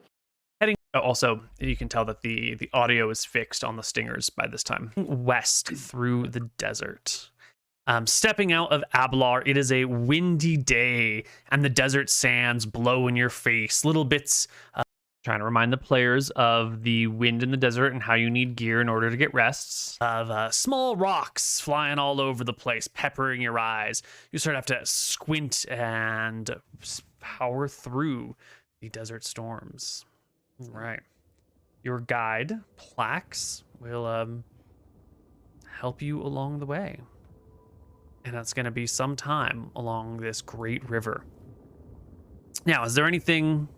Well, can't remember the track that we're using here, but it's one of the like 5 desert windy tracks. It's not actually desert winds, but it might be like, not the desert awaits large. And we also remember that I think it's Dying World. Plenty of fresh water there. So you'll notice you each have 2 water skins, which you can refill along. Yes, 2 water skins, an important trait along the river from time to time. Our normal travel rules will assume you've got time to make sure you're not near crocodiles and fill up your water along the thing. If ever you need to leave the river, if for some reason you decide you want to travel inland and not near the river, we'll have to start actually worrying about water. But with the 2 water skins each of you have, it's not a big deal. You each have 8 rations, and that should get you most of the way. You'll have to stop and buy some more rations along the way, possibly, unless you can find some. And you wish to travel. Any precautions I should be aware of? This is the common thing that we do, is where we ask the players if they're going to do anything unusual. And this comes up over and over and over again, where I expect the players are just going to go, but I need to check ahead of time. Like, is someone going to be in the front? Is there a specific thing that you're doing? There's going to be encounters. There might even be ambushes. So like, what is our approach? I want to give you an opportunity to spell out anything special. And so that way, if you say nothing special, then I can make all the assumptions I want. And if you do have ideas in mind, then let's talk about those ideas. It's important to get sort of the shape of how the party goes about things set out ahead of time. It weighs, something like 78 pounds once it has all of your gear in it. And it is way more than you're used to carrying. You're 2 pounds off of heavily encumbered. It's got 10 torches, tinderbox, blankets, bedrolls, all sorts of crap, and it weighs heavily on your shoulders. I mean, I think we've all put a bunch of stuff on the cart, so like blankets, bedrolls, rations. Except for Roy, who's standing there, deeply encumbered by this heavy backpack. Gear and equipment conversations are always kind of a pain in the ass, but we do need to sort it out ahead of time. It might be important one day to know what gear is on the cart versus what gear is in your bag. And it's better to do that conversation now than to be in the moment and be like, okay, well, what gear would you have put on the cart? Because then the perception of the player is going to change a hell of a lot. And sometimes, actually, you might want to wait to have that conversation. If you want to give your players a subtle, sneaky advantage, you can say, well, we won't worry about it until it matters. And then when it matters, then you can say, well, tell me what you would have left on the cart. And then you're essentially telling your players, like, what gear do you want to be without? And that is a subtle, sneaky way of giving them an advantage if they lose their gear. I like to have the conversation up front, though, and so that way when they do lose their gear, if they do lose their gear, or if they are, leaving the cart behind and traveling without it, then they can be like, oh my god, that decision I made is coming back to haunt me, oh no. And I like to have that, your decisions have an impact in who you are, and your decisions have an impact in how you go about things, and that's why I like to have these conversations up front. No one wants to Although you can have them later. They've got like a mud brick wall around it and a couple of souls. They're one day out of town and they're trying to sell that seaweed already because it's a mini game. And if they do manage to sell it here, it's like one day away from town. You're not going to be able to sell it for a major markup here. Why are you trying to get rid of the seaweed already, huh? We shouldn't have played this mini game. If you're trying to bum it off already, you're trying to sell it somewhere where it's going to be more expensive. Seaweed minigame is a bad idea, but the players want to do it, so we're doing it. Soldiers nearby. I'm a little salty, but they don't have the money to buy expensive seaweed, nor do they really care. It's a small farming village. Also, things that they might want to sell to further on towns. Like if they have things that they would like to sell that we could buy and move on to the next town. Do you want to buy some grain? We're out of money. Oh, yeah, never mind. Okay. No, if anyone's like traveling to the next town and needs... We really want to be economic gamers. There's room for it. There's always room for it. Ingratiate yourselves to these people. But I think it's never as much like the political intrigue and the economic management are things that always feel like they're going to be fun before you engage with them. And then once you start engaging with the political intrigue and the economic management, it feels a lot less fun. Because there's not really good mechanical systems for it. The reason combat in D&D is fun is because it's well defined, you know what to do, you know what to expect, there's clear rules that you can read up upon, the rules have been well thought out in advance, and you've got this like nice dice roll mechanic and these nice skill trees that you can build up, and it's a fully fleshed out system to play with. But when you're doing improvised economic gaming, there's just not enough meat and potatoes there. Like, you need a full-fledged economic system for it to feel fun. But you don't really realize that until you get into the middle of it. And I've been doing this for a long time, and so I've improvised enough economic systems to know that it's not always all that great. But I haven't done it enough times to go and build a whole economic trading system and then teach my players a whole economic trading system. But maybe one day. But you'll notice that your reputation, aside from the one person who's traveling with you, is very little. No one knows who you are, and so people are very distrusting of you. Would they answer even simple, like, would the guards at the gate answer simple questions about, like, look, were there bandits recently? Yeah, Stuff like that? definitely. Yeah. The guards at the gate will absolutely answer that sort of information, as long as you're not, like, trying to bust your way in, and as long as you're not reaching for missile weapons or beginning to cast spells. They'll chat with you. They will tell you. We gotta mention to them, remind them of the things that people might not be cool with. You can't just cast spells at random. It's obvious when you're casting a spell, and no one knows whether your spell is Detect Magic or Fireball. So if you just randomly start casting spells, it's a huge liability. And I do need to underscore that point subtly a little more often than I do. But it's an important point to bring up that someone's casting a spell. Can you trust them? That is from the local area that can speak to our benevolence. Mm-hmm. I feel like unless they're super untrusting, then we'd probably be able to give a good impression. This is a lawless land, though, and we are currently carrying a slave. He's not a slave. He has Well, a- even if they think we are carrying a slave, it is so the norm that I don't think anyone's eyes would like turn by it. Yeah. I guess if they've got walls and they won't let us in, fair enough. But if it's just a village that we rock up to, I mean, they haven't really got a choice, and they'll see pretty quickly that we're not planning to hurt them. I think we just show people through our actions. Mm-hmm. Okay. So the first, and from a DM's point of view here, I'm like, there's a 10-day journey or an 8-day journey to the final town, and we've come across the first village, and I let them know we're coming across the first village to give them some options to see what they want to do. But if we're gonna spend 20 minutes interacting with every village you come across, we're never gonna make progress. And this is one of those situations where if I didn't want them to interact with this village, I probably should have just said, well, you passed a couple of villages on your walk, blah, blah, blah. And I could have just ignored the village, but I gave them a chance to interact with it. And so now we're interacting with it, but there's not really a lot to do here. It's just random village number 1. And we get a little bit bogged down with like boring stuff. We're dealing with like the boring parts of adventuring.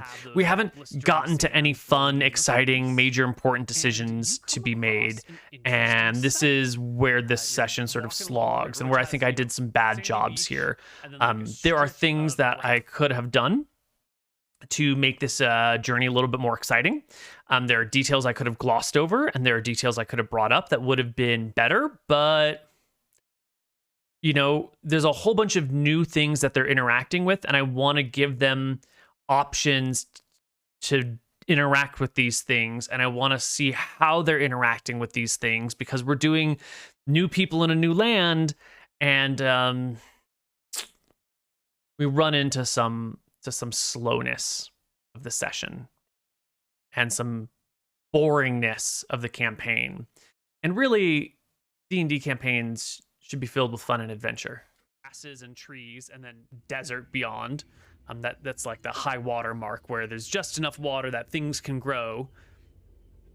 You will see on the side of the road, not on the side of the road, but on the side of the path, there is a skeleton of Now a we're getting to some fun small things. dragon buried in the sand. Now let's just stop right here. Okay. You're a day, maybe 2 days out of town. You're walking on a common path and to the side of the path, there's a thing that looks like it's high value. There's a skeleton of a dragon right on a path where people are going to be walking all the time. So just take a moment and think about that situation. It's a skeleton, so it's been there for a while. It's not like a fleshy dragon. It's right on a path that is commonly walked, and it's right near a major city. So this dragon has clearly been noticed before. It's been there a while. It's probably been picked over. Anything of value of this dragon should already have been taken away. And all of this information, I think, is gleanable immediately if you just take a half second to think about it, right? If you were to see a car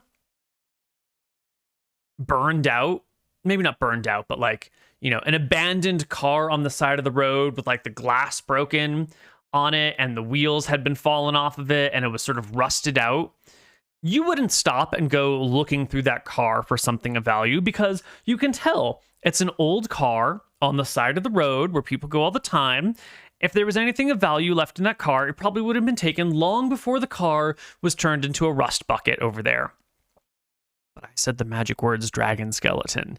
And the magic words dragon skeleton overwrite all logic and thinking of all D&D players for all time. Even me. Even if I were in this exact same situation and my DM said dragon skeleton on the side of the road, my thought of like, oh yes, well, it's here, there's probably nothing left of value, would be gone because dragon skeleton is money, is power, is mystery, is interesting. Dragon skeleton is bait. It is the best bait. It is the bait that everybody knows is bait, but it's such good bait that you can't not take it. It's such good bait. When you say small dragon, is this like bigger than a horse? Oh yeah, it's like, 60 feet long or something. All right, so we're going to get back to the dragon skeleton. The soundtrack that we're listening to right now is The Desert Awaits. And it's a great desert soundtrack. But it's fucking bringing the mood down, bro. It's been a heavy session. And we've got this, like, heavy desert travel track. There are better desert travel tracks to pick for this. What we really want right here, because we're going to talk about pacing for a moment, is a desert travel track that picks up the mood and sounds like adventure and sounds like fun and like brings a little bit of more joy and jauntiness. We don't necessarily want the like, you're traveling through the desert and it's hard and it's hot and it's long and it's boring after dealing with like heavy things all session. You're pacing for a campaign. You want to go up and down and up and down and up and down and up and down, right? It's like a good playlist. A good playlist doesn't like start off with the most exciting possible music and then just maintain like a peak 10 exciting song thing for like 2 hours. You want to go up and then you want to come down for a moment and then you want to go up again. And then you like want to have something exciting, but like in a different tune or in a different genre. Like you don't want to necessarily do like, the same hardest rock songs over and over and over again, where you just like, you want to mix it up. Maybe you put in something, maybe if you've been doing a bunch of like, hard rock from the 80s, maybe you're gonna throw in some like 90s or 2000s things, or maybe you're gonna do like some really good R&B tracks that are sort of exciting but like shift the mood a little bit. You want to play with different emotions. If you just hit the same one emotional tone over and over again, that emotion wears out, and so you got to mix it up. And I'm doing a bad job of mixing it up here because I am giving you it's a long, hard walk through the desert. After doing, it's a long, hard time dealing with slavery in the society. After dealing with how are we going to manage our economic situation and our advancement. Like, it's been this sort of long, dragging, difficult session. 70 feet long. Shit. Jesus. Mm-hmm. What the fuck is that? Yeah, you can see like the head sticking out and some ribs here and there and like the tail's coming out. Interesting situation. We could have used arabesque. That's still deserty feeling, but it's a little bit more jaunty. It's a little bit, things are happening. It's a little bit more interesting. It looked like it's been buried for a long time. I mean, I assume it's just bone. It's just bone. I elbow Roy and say, point at it, Right, that looks like a dragon.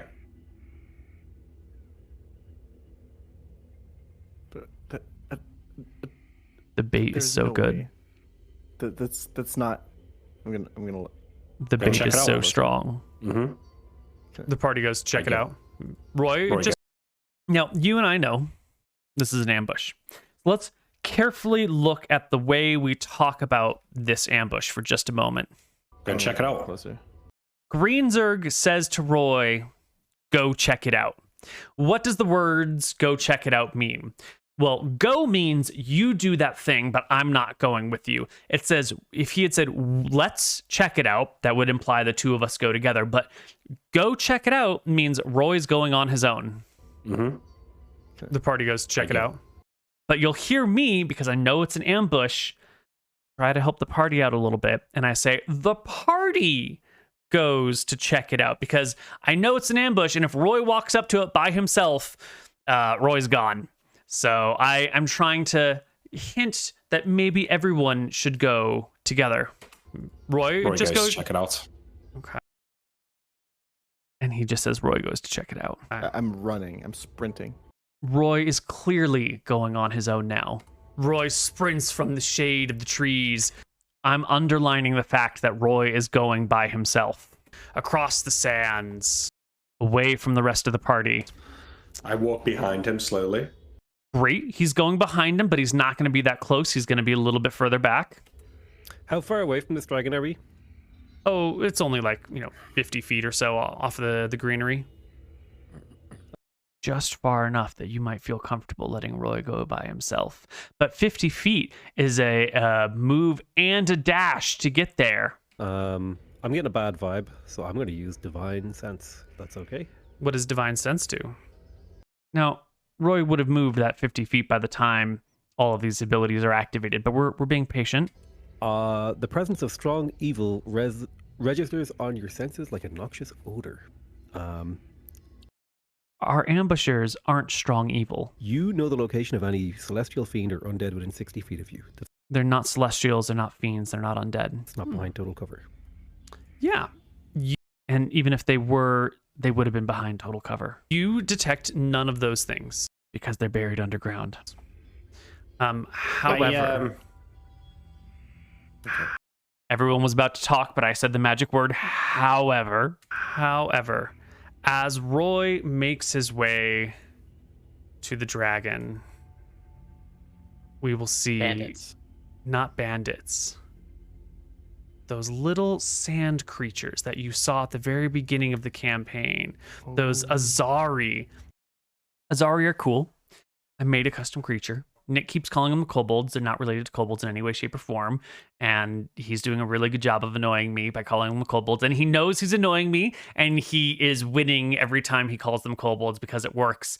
And fuck you, Nick. But well done. Well done. I applaud you. Begin to unburrow themselves from around the dragon as soon as the image resolves itself. Shit. These little guys. I'm gonna fucking die. And now we see Roy out here. Now, there are more Azari than this screen will show you. There's a whole bunch more, but I figure they don't have a group instant unburrow ability. They're gonna unburrow in waves or in groups or multiple. Not everyone's gonna rise from the ground right away. So as Roy approaches, we unburrow a few of them. And then we can see that Steermere is coming up right behind Roy, and the rest of the party is off to the side. Die. Roy, so Take the dodge excited. action. It was a dragon, guys. Come on. The And bait was so good. We need to roll for initiative. I make the I think what is a fair ruling is that they unburrow themselves while everyone else is surprised that they're unburrowing. No one was like, I approach carefully and wait for the first sign of something. No, the Azari unburrow themselves and everyone's like, oh my God. And now we roll for initiative rather than saying that was their turn. So I imagine it would take me multiple combat rounds to get the horse off the cart. Multiple combat rounds. Oh, yeah. Don't play economic trader when you're playing adventurers and heroes. This is the age of heroes. This isn't the age of seaweed salesmen, okay? Get the horse off the cart, yes. Yes. Hey, Neal. You have an ability that makes your horse a great combat tool. Why did you give it up to make your horse pull a wagon? Let's say I roll into initiative with a spell, and then when my turn comes, I don't want to cast the spell anymore. You don't Do I have to still decide lose? your action. You just roll initiative, and then when Oh, your turn shit. comes, you decide what you want to do. Fucking yeah. 5e. Fifth Let's go. edition. Isn't everyone started being like, fuck 5th edition, and now they're like, oh wow, this is really convenient and nice. I actually like it. Isn't it great? I don't want to jump the gun, but I'm actually enjoying it. I'm enjoying it too. I like 5e. We played many years of 2e. Mm-hmm. Now, the other thing that is happening here is we've got like a little shield on these characters with the number on it, and that will show their AC.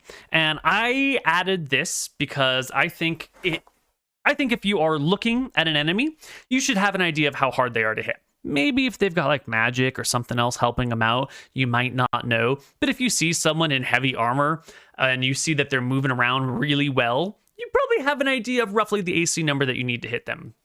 And I think by giving you, the characters, the players, more information about the enemy, you can make better tactical decisions. Now, it's a bunch of guys with 13 AC right here. They're all the same. So it's not that much more information. However, if you're good at math and you dig into the mechanics, you can kind of know, well, I've got this % chance to hit them with this ability, but this % chance with this other ability. So maybe, and you can sort of min-max that information. I would like to experiment with giving my players more info about the enemy. In City Dwarves, another campaign we're doing, I even give HP totals to the players so that way they can make the best decisions possible. And when you see someone and you're like, oh my god, 175 HP, that's actually a lot of HP. Maybe I won't attack this, rather than just giving them like an HP bar. So we might end up doing full HP totals later in this campaign, maybe not, but we'll see. The thing that does it for me is that it might be just I'm a little bit wounded by the end of Tombs of Scoria, but there's no arguing over the rules. It's very nice not to have to We were argue at over the rules. such a high level that we had to argue over the rules. Yeah. Well, we did argue over the horse. We did argue. did. Yeah, but that's what made I was me traumatized realize. by I the was like, horse. Shit, it's been fucking ages since we've argued about any rules. Okay. Now you'll see that there's a new token on our monsters. I've added a little shield icon next to our monster throwing himself on Roy and trying to knock Roy to the ground. Roy, give So me the ambush is an going off. athletics check. And I kind of knew that Roy would probably be the target of this ambush. I thought that Nick might also be the target of the ambush because I say Dragon Bones, and immediately I know Nick is going to be like, oh, fuck yeah, Dragon Bones, I'm going to get that shit. I know Nick well enough to expect that he would probably be in on it. And I'm kind of right, except he's chugging along behind Roy slowly to avoid being In danger. knocked prone, right? Is it athletics or is it acrobatics or is it? I think it's just athletics. Shove. I should know this. You know what, Neal? I'll give you both. No, that's okay. Just give me the athletics. It's fine, right? Oh, Roy. Target contested by the target's athletics or acrobatics check. You do get to choose which one. But it looks like you chose one. But we'll take the die roll anyway, which is a 5. So yeah, it doesn't matter. Against this guy's 0. Okay. He tries to shove little Roy to the ground, but to no avail. So why are these monsters shoving Roy? They're shoving Roy because if you can shove him and knock him to the ground, you have an advantage against him. If you can shove him and knock him to the ground, you might be able to intimidate him. There's a lot of reasons why you might want to take Roy captive and not just murder him. He's also away from the rest of the party. This would be a great opportunity just to get him out of the way. You knock him down, you sit on him maybe. Lot of good options here. And I like not having monsters that are just pure must kill all players immediately. The next Azari will go and, come right on over here, scamper towards Roy, and make it just a regular melee attack. I'm not going to have everyone shove him. 13 against you, Roy. I do believe that will hit you. Now, as long as we're in the combat's just going to proceed for a little while. We have also changed the overlays here to, rather than giving stat blocks on our characters, do this nice little square, which will rotate through and give the stats on all of the characters and have them all be slightly different. And this is a nice way, because it's nice to have your character stat blocks. It's nice to be able to see what the players are dealing with. It's been stuck on Cassian for a long time. I thought it was only supposed to be there for 6 seconds. Did it get stuck? How long does it end up stuck on Cassian? Oh my god, did I pause it? Is it paused on Cassian? It's literally just paused on Cassian. Oh my god, has it been paused on Cassian? Is it paused on Cassian for the whole battle? Oh my god. There's a pause and a play button, and I think when we were leveling people up, and Cassian might have been the last one to level, I was pausing it on the people whose turns it was to level. This is terrible. This is not going to make the point that I wanted to make. But it's nice to be able to see the stat blocks, and it's nice to have them right on the characters. I like actually putting them on the overlays right next to people's faces, so you can see, 10, 7, 15, 6, 8, and have the HP and AC. But this is a nice alternative when it kind of rotates through, and then you don't have to wait that long to see the person's stat block show up. I do sort of prefer it over the camera, so it's always there, and so you don't have to be like, wait, which one's Cassian? And then mix and match. Yeah. Yeah, that's all I wanted to say. Your taunt and run straight at you. The 21. All right, so where do we go? Seeing Roy in danger and knowing his value to the party, I am going to dash to... Where would be the best place to dash to? I'm going to dash to here. Excellent. Very good spot. I still have a bonus action. Let me just quickly check what things I could do with my bonus action. Yes, actually, I am going to do... I think it's called Compelled Duel. And I am going to do that on the leader. That is a bonus action spell. Yes. He has disadvantage attacking anyone but me. If he fails he fails a wisdom save. This is a good use of an ability. Compelling a leader to force to attack you. Okay. Great opportunity here. On a Great failed save, move. the creature is drawn to you, compelled by your divine demand. For the duration, it has disadvantage on attack rolls against creatures other than you. Now, these are pretty frightening. That 13 AC is pretty real, especially when the the players here have like 11 to 14 AC, which is not a lot. That 13 AC is actually kind of scary. These already don't have a lot of life. And this is a weird thing. Normally in 5th edition, the monsters have low AC and high HP, and the players have high AC and low HP, but like high damage. And this is a little bit reversed. The monsters don't do very much damage, but they have really high AC and they have lowish HP, relative to the party. And it's sort of flipping the default mechanical situation of 5e on its head. Critical the guy in the face. Boom. Oh my god. Is that 26 damage? Oh, Cassian. Oh, buddy. That is 5, 6, 6, 6. That is one off of maximum. That's really good damage. Our monsters... Well, in this situation, it's Cassian, our player, is doing excellent damage, but our monsters have rolled surprisingly well on all their damage rolls so far in this game. This one will unburrow. And this one will unburrow. And then Steermere will take a turn. Oh, Steermere. Quite a lot of fake kobolds you've got there, Neal. Oh, fuck you. Oh, shame if somebody was to shatter them. Now, this gets talked about a lot in game. A shatter spell right here would end this encounter practically. You could kill I think it's a 3x3 grid that you hit with shatter. It might even be larger than that. You could mostly destroy this army of enemies. And this is where we get into an interesting conversation about resource management, especially about the out-of-game time management, which we briefly touched upon earlier with regard to the economic of like buying seaweed and selling seaweed. when we play D&D, we have a lot of resources. Our character's HP, our spell slots, any gear we might have. The amount of game time that we have is also a really interesting asset.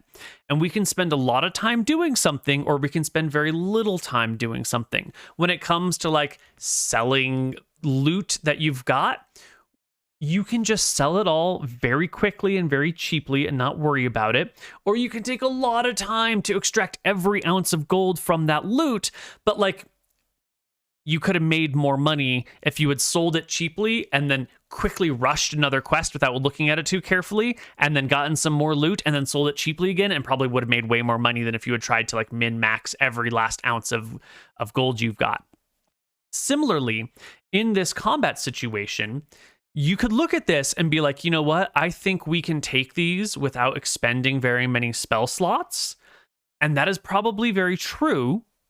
But if you expend a spell slot, this whole thing could be over quickly, and we could make more progress in the story more quickly.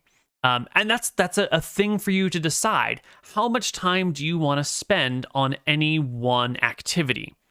Also, how much is that spell slot worth to you? And Shatter, I think, is a second level spell slot. He's also got Thunderwave, which is a first level spell slot, which he could use here too. And Nick gets a lot of flack for not using these spells here.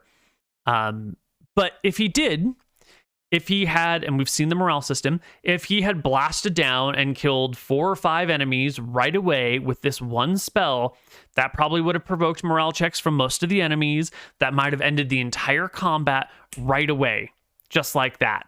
And that would have been a great use of out of game time, because you're completing an entire encounter in just a few minutes rather than what turns out to be a really long slog. Is this a bait though? Like, is this worth using a second level spell slot now? Could be a long time before we get another long rest, couldn't it? It will be a long time.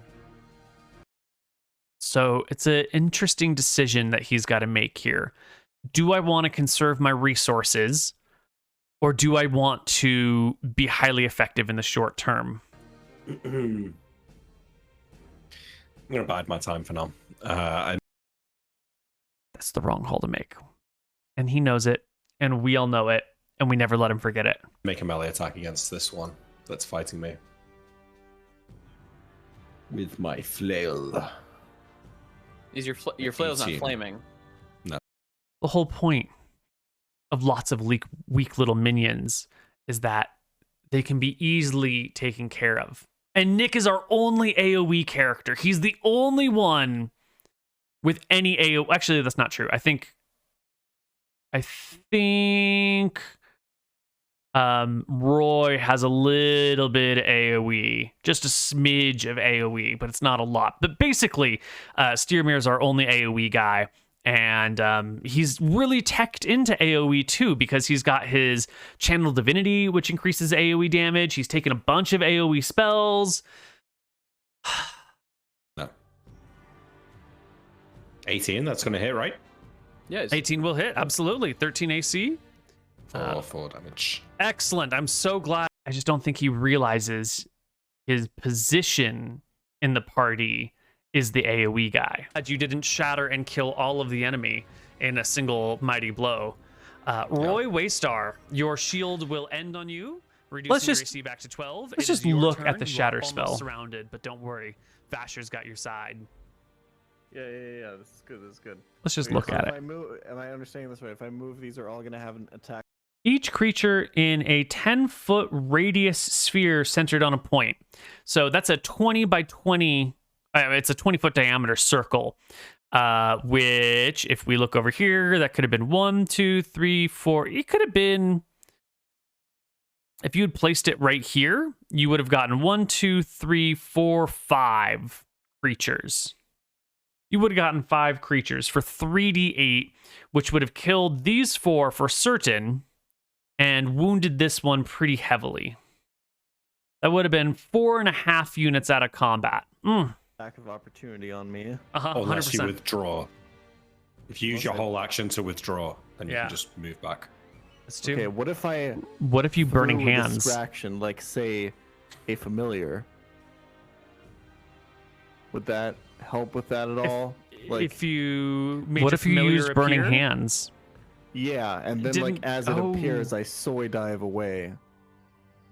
Well, no, you need to take the disengage action too, or have some other talent or ability. In order Yes, he to does have take burning attacks, hands. Yeah. Did you Okay. resummon your familiar after it died in the last battle? I would assume so. Okay. We didn't talk about it. There's no reason to be like, well, you didn't technically say it, so you forgot about it. Like, they had a week of downtime. Of course, he's going to resummon his familiar. Yeah. Then you Wait, need to did it shell out. die in the some last damage. battle? last battle? I don't Oh think yeah, it it did. got its ass handed to it in the last battle. Yeah, Oh, it got crushed. Okay. We are not paying. But we had 7 days. Like I feel like Yeah. I think that's a like reasonable hanging thing out you with would have Rico. done. yeah. Yeah, but it's Okay. expensive, right? It's Yeah, 10 it's GP. expensive. Burning Hands is a 15-foot cone. He could do, well, you could get these 4 pretty easily right here if he Burning Hands. For nothing. You're fucking familiar. Well, he's got 10 GP. Though. He's got 100. Yeah, you gave him He does. 100. He's got his I'm, money. I'm removing 10 GP from my character Okay. sheet. Yes. Okay. I will take a disengage action, Mm-hmm. and I will soy dive behind this palm tree. Excellent. too Can I do far. that? That's not quite 30 30 feet, feet. is it? 30 feet. That's- I will feet, soy dive in front of this palm tree. Yeah. Excellent.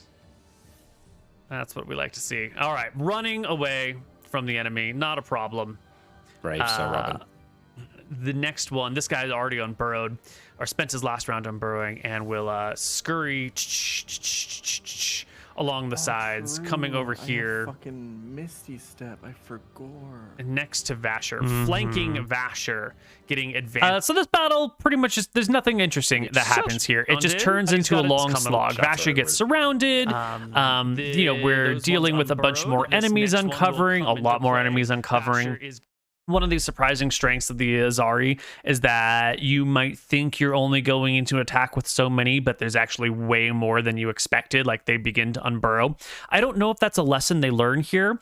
I think if we give another situation where there's like a couple of Azari hanging out and then there's like a whole bunch more buried underneath, you could lay a pretty good trap where there's like one Azari holding a bunch of gold, and then like the party goes after that one Azari, and then the rest of the Azari unburrow around the party, and you could get the party surrounded pretty quickly, which could be a fun trap, except Mr. Booton's right here listening to me talk about this trap that I'm going to layer because we're doing this live, and I think he's in chat.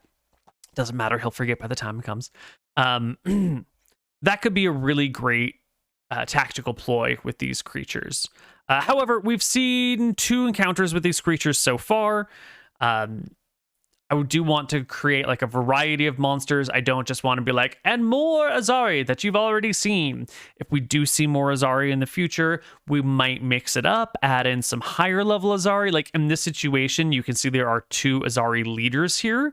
They're not just the normal scrubs. So if we see more Azari, hopefully we'll see them in a situation where you've got like more of the creatures coming along, not just a larger number, but like a wider spectrum of Azari society, maybe like an Azari shaman, an Azari sorcerer, an Azari king, or whatever it is.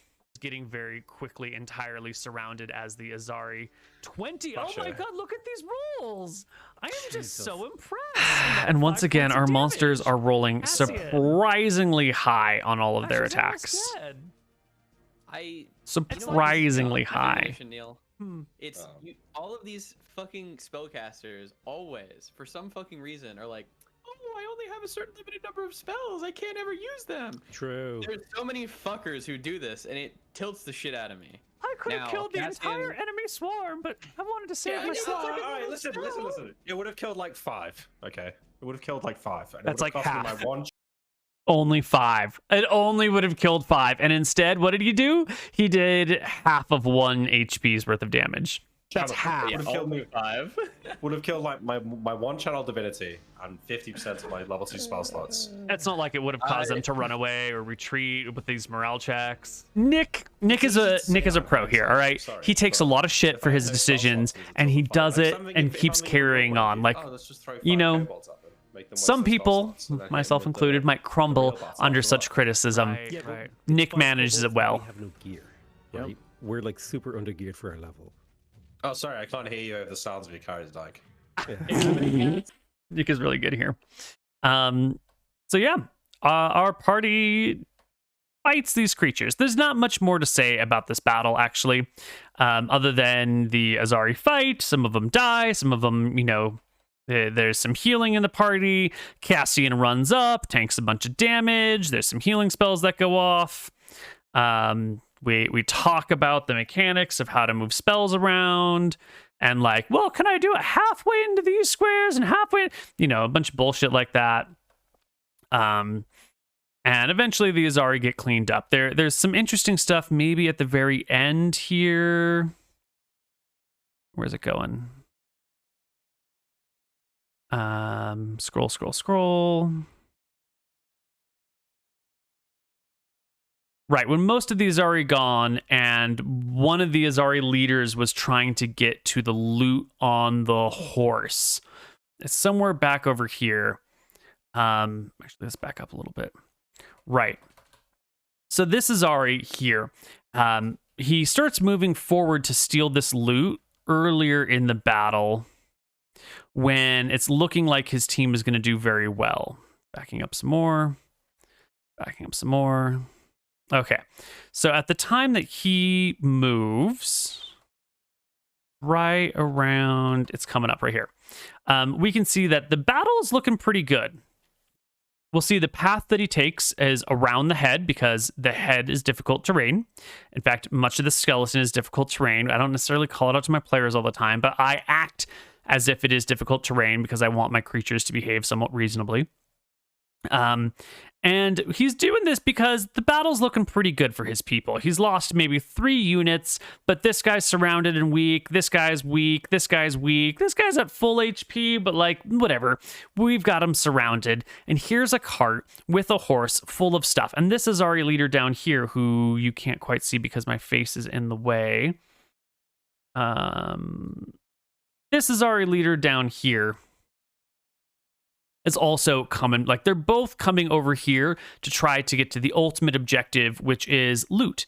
These creatures are here to loot things, and it looks like things are going pretty well. Also, this guy's in a nice position to get Roy or Steermere, right? And so we're going to see the Azari go for their core objective, their raiders. Let's get the raiding stuff. Unfortunately, after he takes his turn and gets there, the party begins to wipe the remaining units pretty fast. And by the time the Azari leader's next turn comes along, right around here, he goes over to the wagon. He starts stealing some stuff. Actually, it's a little bit later. But there's not many allies left. And so he will try to flee. And I think that one up top does manage to flee. The party talks to him, which is the most interesting thing that comes out of this battle, is right around here. Also, everyone's a bit. And look at that spear. Look, but it's only one. Does he look like he has good shit on him? Does he look? What has he got? He's got a spear. How could he be this tough and not have good loot? I mean, look at that spear. Oh, that's sick. Oh shit! Look at this guy. Fuck, he's huge. Yeah, you know what? I'm furious. I divine smite him for the fucking show of it. So 14 and he goes down. I guess it was the guy below that they had knocked one out, then captured him, and we get to have a nice conversation with the Azari. And I'm gonna tie their pieces. And then maybe I can get them. I can spend the 25 gold to like have them treated, like have them covered in veneer or something. Can I just spell that one off near the dragon? Can pry out those teeth now. And rolled up right here. So the party tries to loot the dragon. No, act those teeth now. Where is it? Like have them covered in veneer. And It is crumbling bone. This is that bait that we were talking about before the battle started. In that this dragon skeleton's been on the side of the road for a long time. Anything of value from it has already been taken away. Like it's already been looted. There's nothing left of the dragon to take. But the magic words, dragon bones, are such good loot that people can't help but go for it. But there's nothing there. It's the burned out husk of a rusted car on the side of the road. All the good stuff is gone. There's nothing of value. And now our players realize the bait that they've fallen Not for. even matters so much. I take it anyway. I put it in one of my pouches. For Yeah. No, I the mean, augury spell, what does it say? What's your requirements? Well, it says. Hang on, let me just find it. It says gem inlaid sticks, dragon bones, or ornate cards, or some other divining tool. Like, I don't think it's like, it's not like second edition where it has to be. You know, I mean, basically, I could just get some cards. So I was just Yeah, trying but to you make need it a like bit more thematic. a proper set of cards. These are specially marked sticks, bones, or similar tokens worth 25 GP is He needs the his GP 25 value. gold, Nick. Yeah, no, but I'm wondering if, hear me out, I could take some bones. I could spend some time here trying to get the best bits I can. And this is good because right now we're turning the worthless dragon skeleton into a role-playing item, because he's saying the dragon skeleton might not be worth anything since it's crumbling, but I will put 25 gold worth of things into the dragon skeleton to have dragon skeleton themed augury tools, which I really like. And it's one of those areas where Nick excels as a player. And then maybe I can get them, I can spend the 25 gold to like have them treated, like have them covered in veneer or something like that, so that they don't crumble any further. Which is fantastic, because now we can still treat the dragon as useless crap on the side of the road, and then he can get his dragon bone loot and then turn it into something fun. Mwah. Well done. Nick is really good. Because what you're looking at here is the parts of the dragon that no one else has taken over the years, because it's just like crumbling and terrible. This dragon must have died a very violent death, because so much of its bones are cracked and damaged. There must have been maybe like a shatter spell that went off near the dragon bones. One little subtle jab at him. Once upon a time, because it's not in great condition. What about its teeth, maybe? Same story with the teeth there. They're like finding...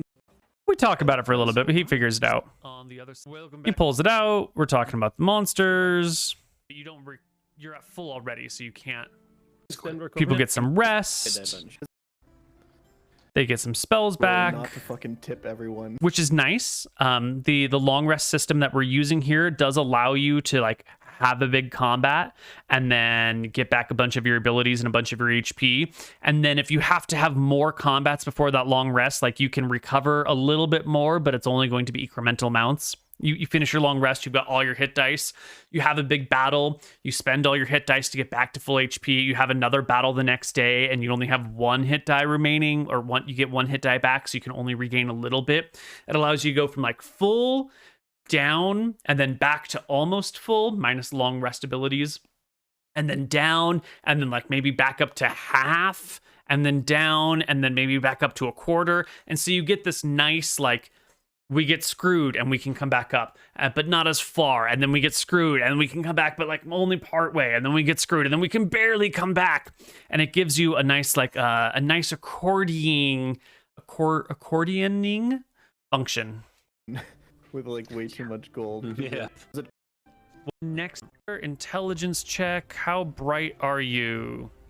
He's fucking bright. And yeah, he speaks Connar. We're using the track here. I want to say it's River Village or River Town, which is nice and light. And the party is traveling along a river, and it picks up the pace a little bit. It's no longer like you're in the hard desert. We're like, oh yeah, you're resting, you're recovering, you did a good job here. You found some things. You got this, you got that. You questioned the monster. We changed the music to be a little bit lighter, which it should have been done earlier in the session. Common. Why did you attack us? This is a weird question, right? Like,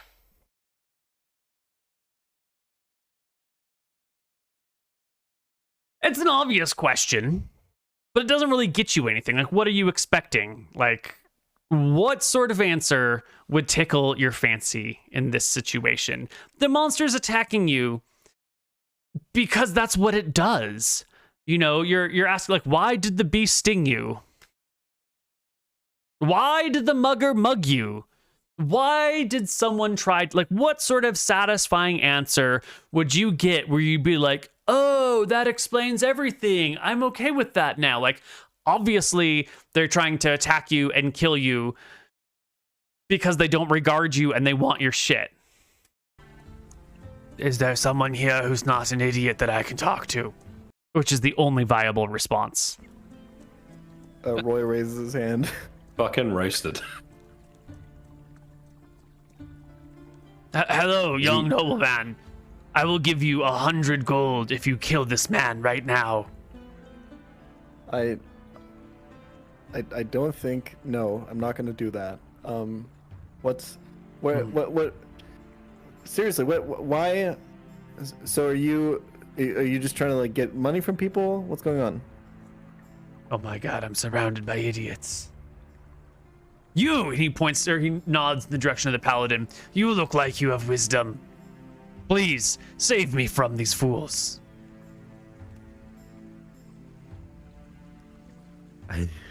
He's thinking to ask, why did you attack us? I know that's what's going through his brain right now. Sorry, I was gonna do a meme. No.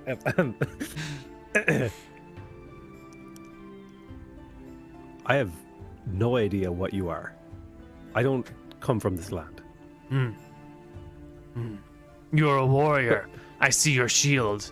I see your sword covered in blood. You understand. Now we're getting to it. We're answering Mr. Moon's question. We're answering Roy's question. And we're using the physical traits of our party characters in order to explain how the enemy knows things. Like, he looks at this guy, and he looks like a warrior. You can tell he's a warrior. He's got a shield. He's got a bloody sword. These are the sorts of things that it's really easy to forget about, where it's easy to forget about what our characters look like, especially after a battle, like their clothes are torn, there's blood all over their stuff.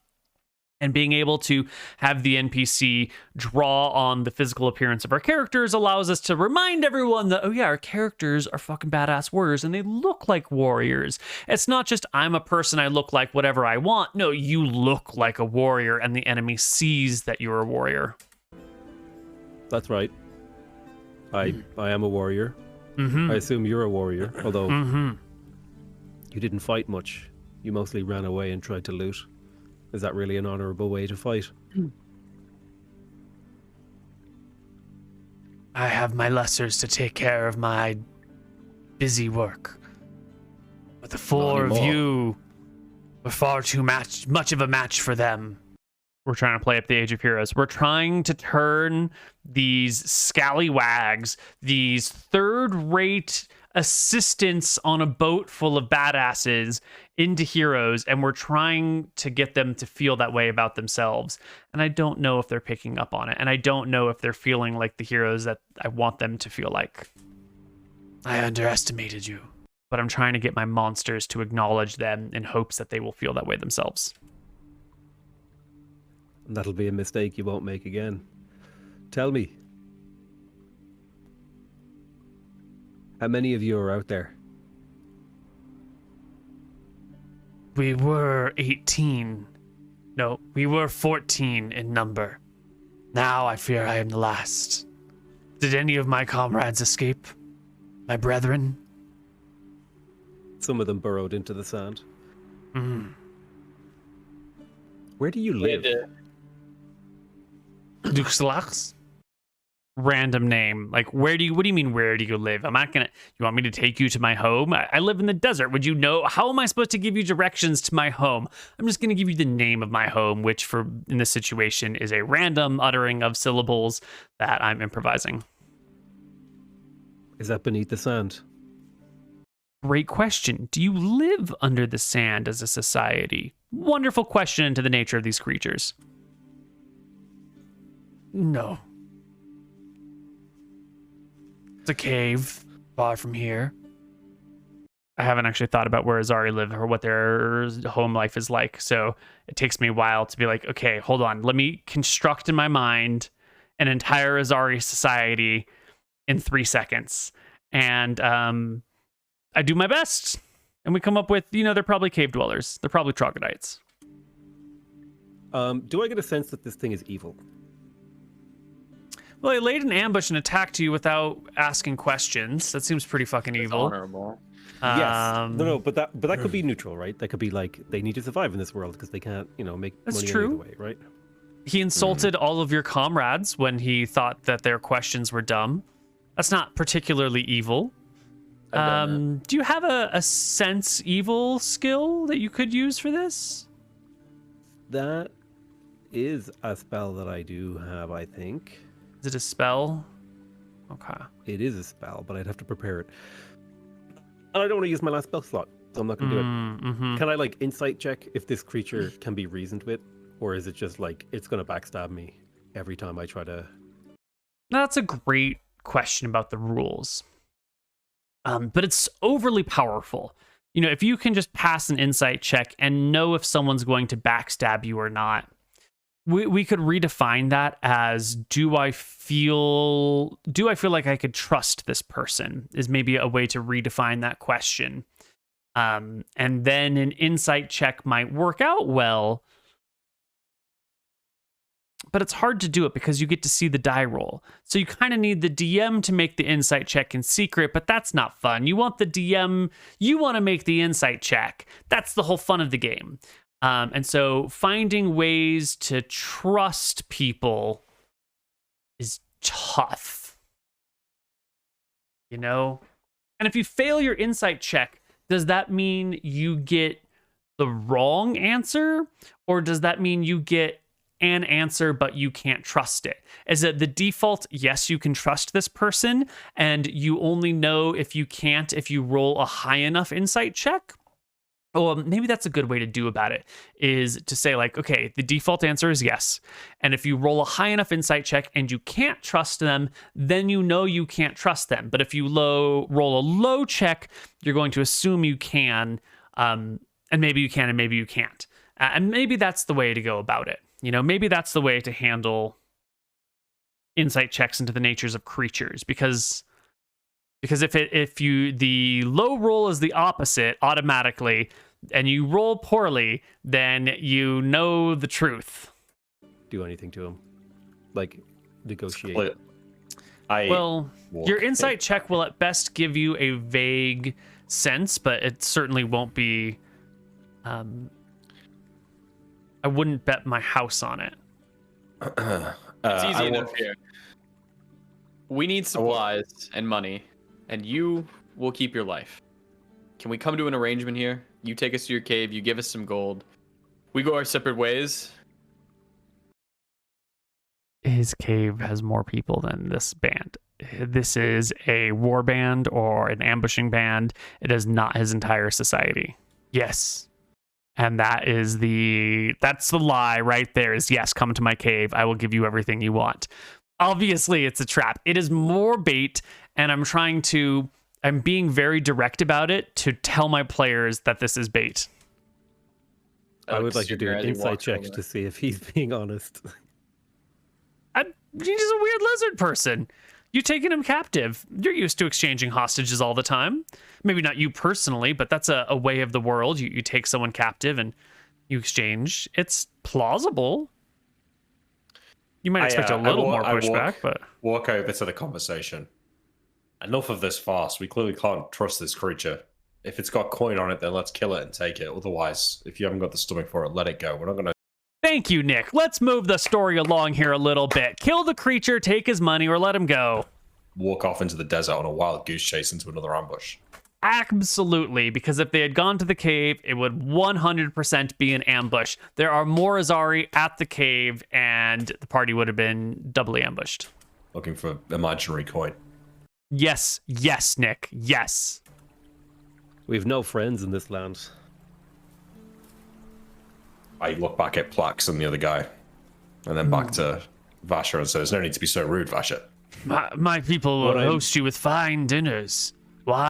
I'm letting him know that there are more people there. I am underscoring that this is a bad idea and not to do it. Fine. People of your own race. We don't want to get attacked. Wine. People of your own race. The people of their own race that are in their cave. Who do you think those are? Those are not guests who are there happily living in the cave with the Azari. Those are slaves. Those are captives in war who are being used for their labor. Another reason to push Roy into the ground, take some prisoners. Prisoners are great. You can sell them later. You can use them yourself. They're assets. Lives are assets. We don't want to get attacked by you guys anymore.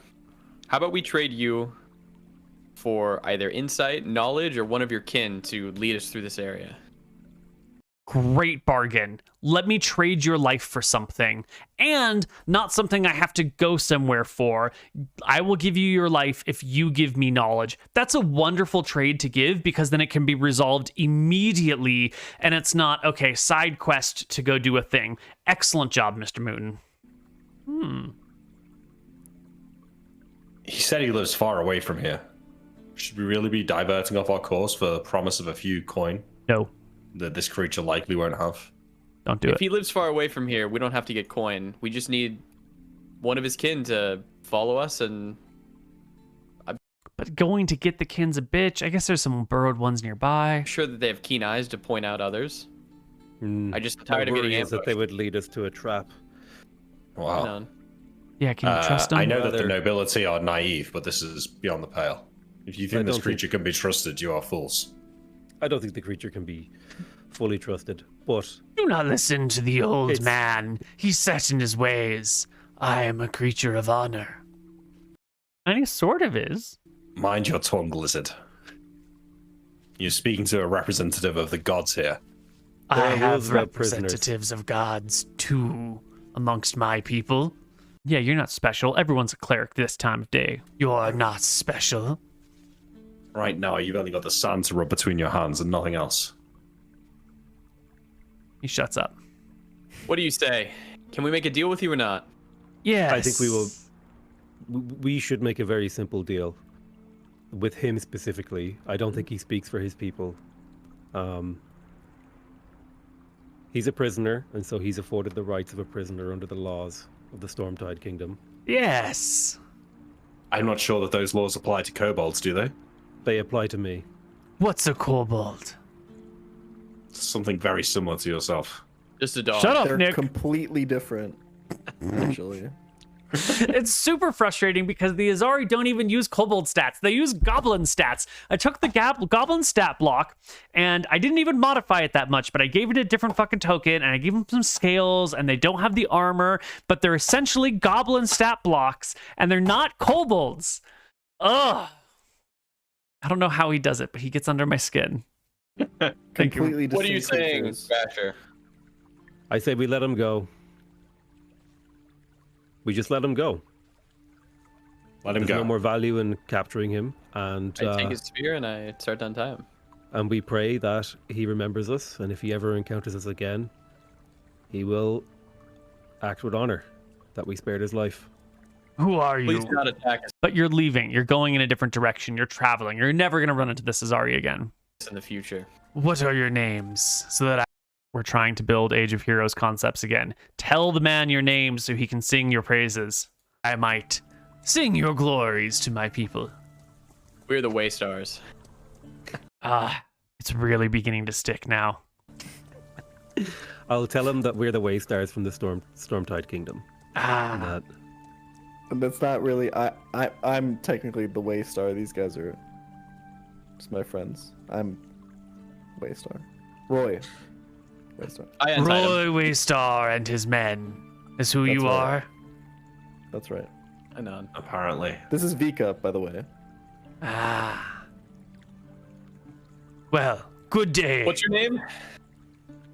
Slothalath. It was a pleasure, I'm sure. we have Slothaloth any more will scurry into the questions? desert. Oh, look, I say goodbye to him in Elvish. just fucking Roy. He responds in his lizard tongue. She's not.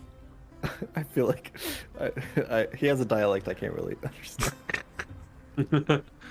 I can't understand your accent. I think we get alright, a yeah, we little let him more go. information Good. from him. like a hello. Mad. Something I can. If you had something like that, when you like some sort of I'm insult food. Kill me. answer, which is lock slosh. So the whole, what is the phrasing on this exactly? Go. He gives you some sort of Do you want a persuasion check? I Alright, do. Here we go. Easy. I just want to have something I can yell to like persuasion check. in his languages. Ask him. What is it? Where is it? It's right here. Assume that Wait. that happens before the first night's rest. I assume I so ask too. him? Yeah. Yeah. Yeah. Can I ask, before he leaves, can I ask him what the greeting in his language is? Like a hello? Weirdly, it's Give just me- a mad coincidence. Asking for the words hello is brilliant. It's a strong power move. In the world, if you know hello, please, thank you, you can get by fairly well. Just a simple greeting and politeness can get you so far. And so asking for a phrase like hello or please or thank you is a great phrase to learn. And it's a really powerful set of tools because it doesn't imply anything. It just begins a conversation. It's an opening tool. It's a tool that allows you to start to do other things. It's a tool that gives you other tools at your disposal. And it's a strong power move by Potato McWhiskey over here. And I really like that he's learned it. A persuasion check. If we ever... The Killing you. day passes, you're a little bit more rested, you're continuing upon your journey. Now we're running out of time Indeed. in the game. And there's some more stuff. Like we have a whole series of encounters between Abelar and Bellwind. I've got a whole bunch of things written down. I don't think we're going to end up getting to all of them because it would take fucking forever, and we don't want to take forever. We kind of want to move the campaign forward. But we've got another encounter coming up. What is the highest passive perception in the next encounter coming up? Seems like it's intended specifically for this party to get rid of Potato McWhiskey's horse, and it's not. This next encounter that's coming up is a set of griffins, and the whole point of the griffins is to tell a little bit something about one of the nearby kingdoms. The griffins, well, hold on, let's just go over a little bit here. The party. Before we get to why we're doing the griffins, we're having the party figure out their highest passive perception, because the griffins are going to make some sort of stealth check. They are, what would you call them? Predators. They circle high in the sky. When they find prey that they are interested in, they will do a classic semi-intelligent predator attack where you position yourself between your prey and the sun and you come straight down at them. So that way, if they look up, they can't see you because you're like in the path of the sun. They won't even look directly to the sun. And so that's going to be the Griffin stealth check. And the party doesn't do very well on their passive perception versus the Griffin stealth check. And so the party will notice the Griffins just before they get there. Not, the Griffins aren't going to get a full surprise attack on the party, but they'll be noticed just when they're one round out. I got 11. 10. 13. Ooh, okay, that's quite good. I got. Wait. What do I have? Sorry. Roy doesn't ever know what his character Says it does. kind of just Fucking point. Not see every. I would like to when they were going to turn up. Must be 15, later. 20. Okay. So they won't get a full surprise round. The group, we're going to move over here. They don't have any claim the dumb or do we get to show Does the that really- Griffin Yeah, situation? have, like, Yeah. No, but on show I thought we showed them. But we talk about what the Griffins are wearing. In fact, even though the Griffins are about to be on the party in 6 seconds, we give them, 15 minutes worth of staring at the Griffins and recognizing the clothing that they're wearing and looking up the shapes and patterns. And we had a nice long conversation about who these Griffins are and what's going on with them. And the Griffins here are picked for a reason. The Griffins here are sort of introducing another cultural aspect of this area. They are wearing the trappings of some sort of house. They're wearing like the horse tabards. They've got symbols across them. The Griffins are showing that they are from an organized, civilized part of the world. And this can bring up a whole bunch of questions, which I think we'll get to in the next director's commentary, the next session. And the party, it's sort of open to interpretation for the party, but I've already written down in advance who these are, where they're coming from, and what happens if the Griffins are wounded, or if the Griffins are killed, or if the Griffins are captured for some reason. And I am trying to... there's a reason the Griffins are wearing their clothes with symbols, is that we want the party to then be seeing those symbols somewhere else and be like, oh, those are the people who had the Griffins. And there's a reason the Griffins are wearing these clothes and just sort of flying around and hunting things. We've talked about how rare horses are in the area. All the other mounts we've seen have been camels. I think we might have seen an oxen or two pulling a cart in a city. Maybe not. Maybe I just thought it in my head. Horses are rare here. If Griffins are free to hunt, they're not going to go after camels. People use camels all the time here. They might go after horses, but there's not a lot of horses moving around. And so unfortunately, the party has horses, favorite food of the Griffins. And so the Griffins are coming after the horse because they're super hungry for it. But we're showing off a little bit of power, a little bit of flexing of the Griffin owners. The Griffin owners will just let their Griffins out to fly around. I mean, maybe they need exercise. Maybe this is how you feed your Griffins. Maybe they're obligate carnivores and it's way easier just to go let them feast out of the river than to haul food back to them all the time. They probably do need some exercise. And maybe the Griffins are happier when they roam around. For whatever reason, these Griffins in full uniforms are flying around on their own, hunting down this horse. And this uniform, do we leave the uniform on the Griffins because we're too lazy to take them off? Is the uniform on the Griffins because the Griffins flew away with the uniform still on them? Did their riders die and so they're just chilling and doing their own thing? Or are these uniforms on the Griffins so that if the Griffins are seen by someone can be like, oh, I know who those Griffins belong to. Let's not fuck with them. The Griffins have their clothes on for a very specific reason. The party might not know what that reason is, but there's a bunch of reasons lying around why it could be that way.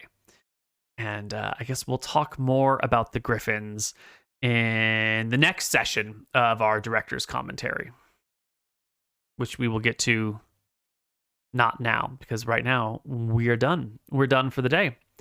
So today we started in Abelar after the fighting of Flicker Red Scale. We got to delve deeper into the culture of, the slave trade specifically. And then we had a battle. This session did not make a lot of progress. This session had a lot of heaviness to it. It didn't have a lot of fun or levity. It had some stress between the parties over awkward combat decisions, and it ended on a slightly lighter note. All in all, I would say this is the weakest session of our campaign so far. I don't think I did a particularly great job with this session. I think I made some less than stellar choices here. And they can't all be perfect winners. This was a tough one. The pacing wasn't great.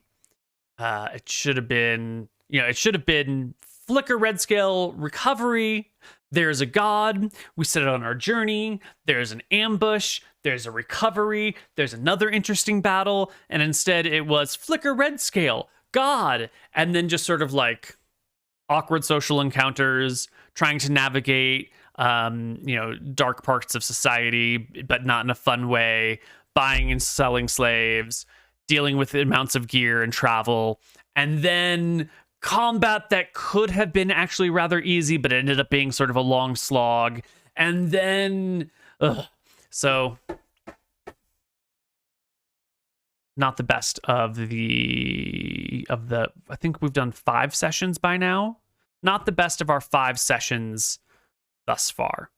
There is the 5th session also features a lot of like difficult choices and difficult decisions and like party struggles amongst each other, but it is done much, much better. And the 5th session actually has like 2 players who are sick and 1 player who like needs to go to bed right away. And the party is actually physically, the players are physically in worse condition, but the whole thing is managed much, much better and turns into a really fun, interesting, compelling series of stories. And this one was poor management by the DM across the board.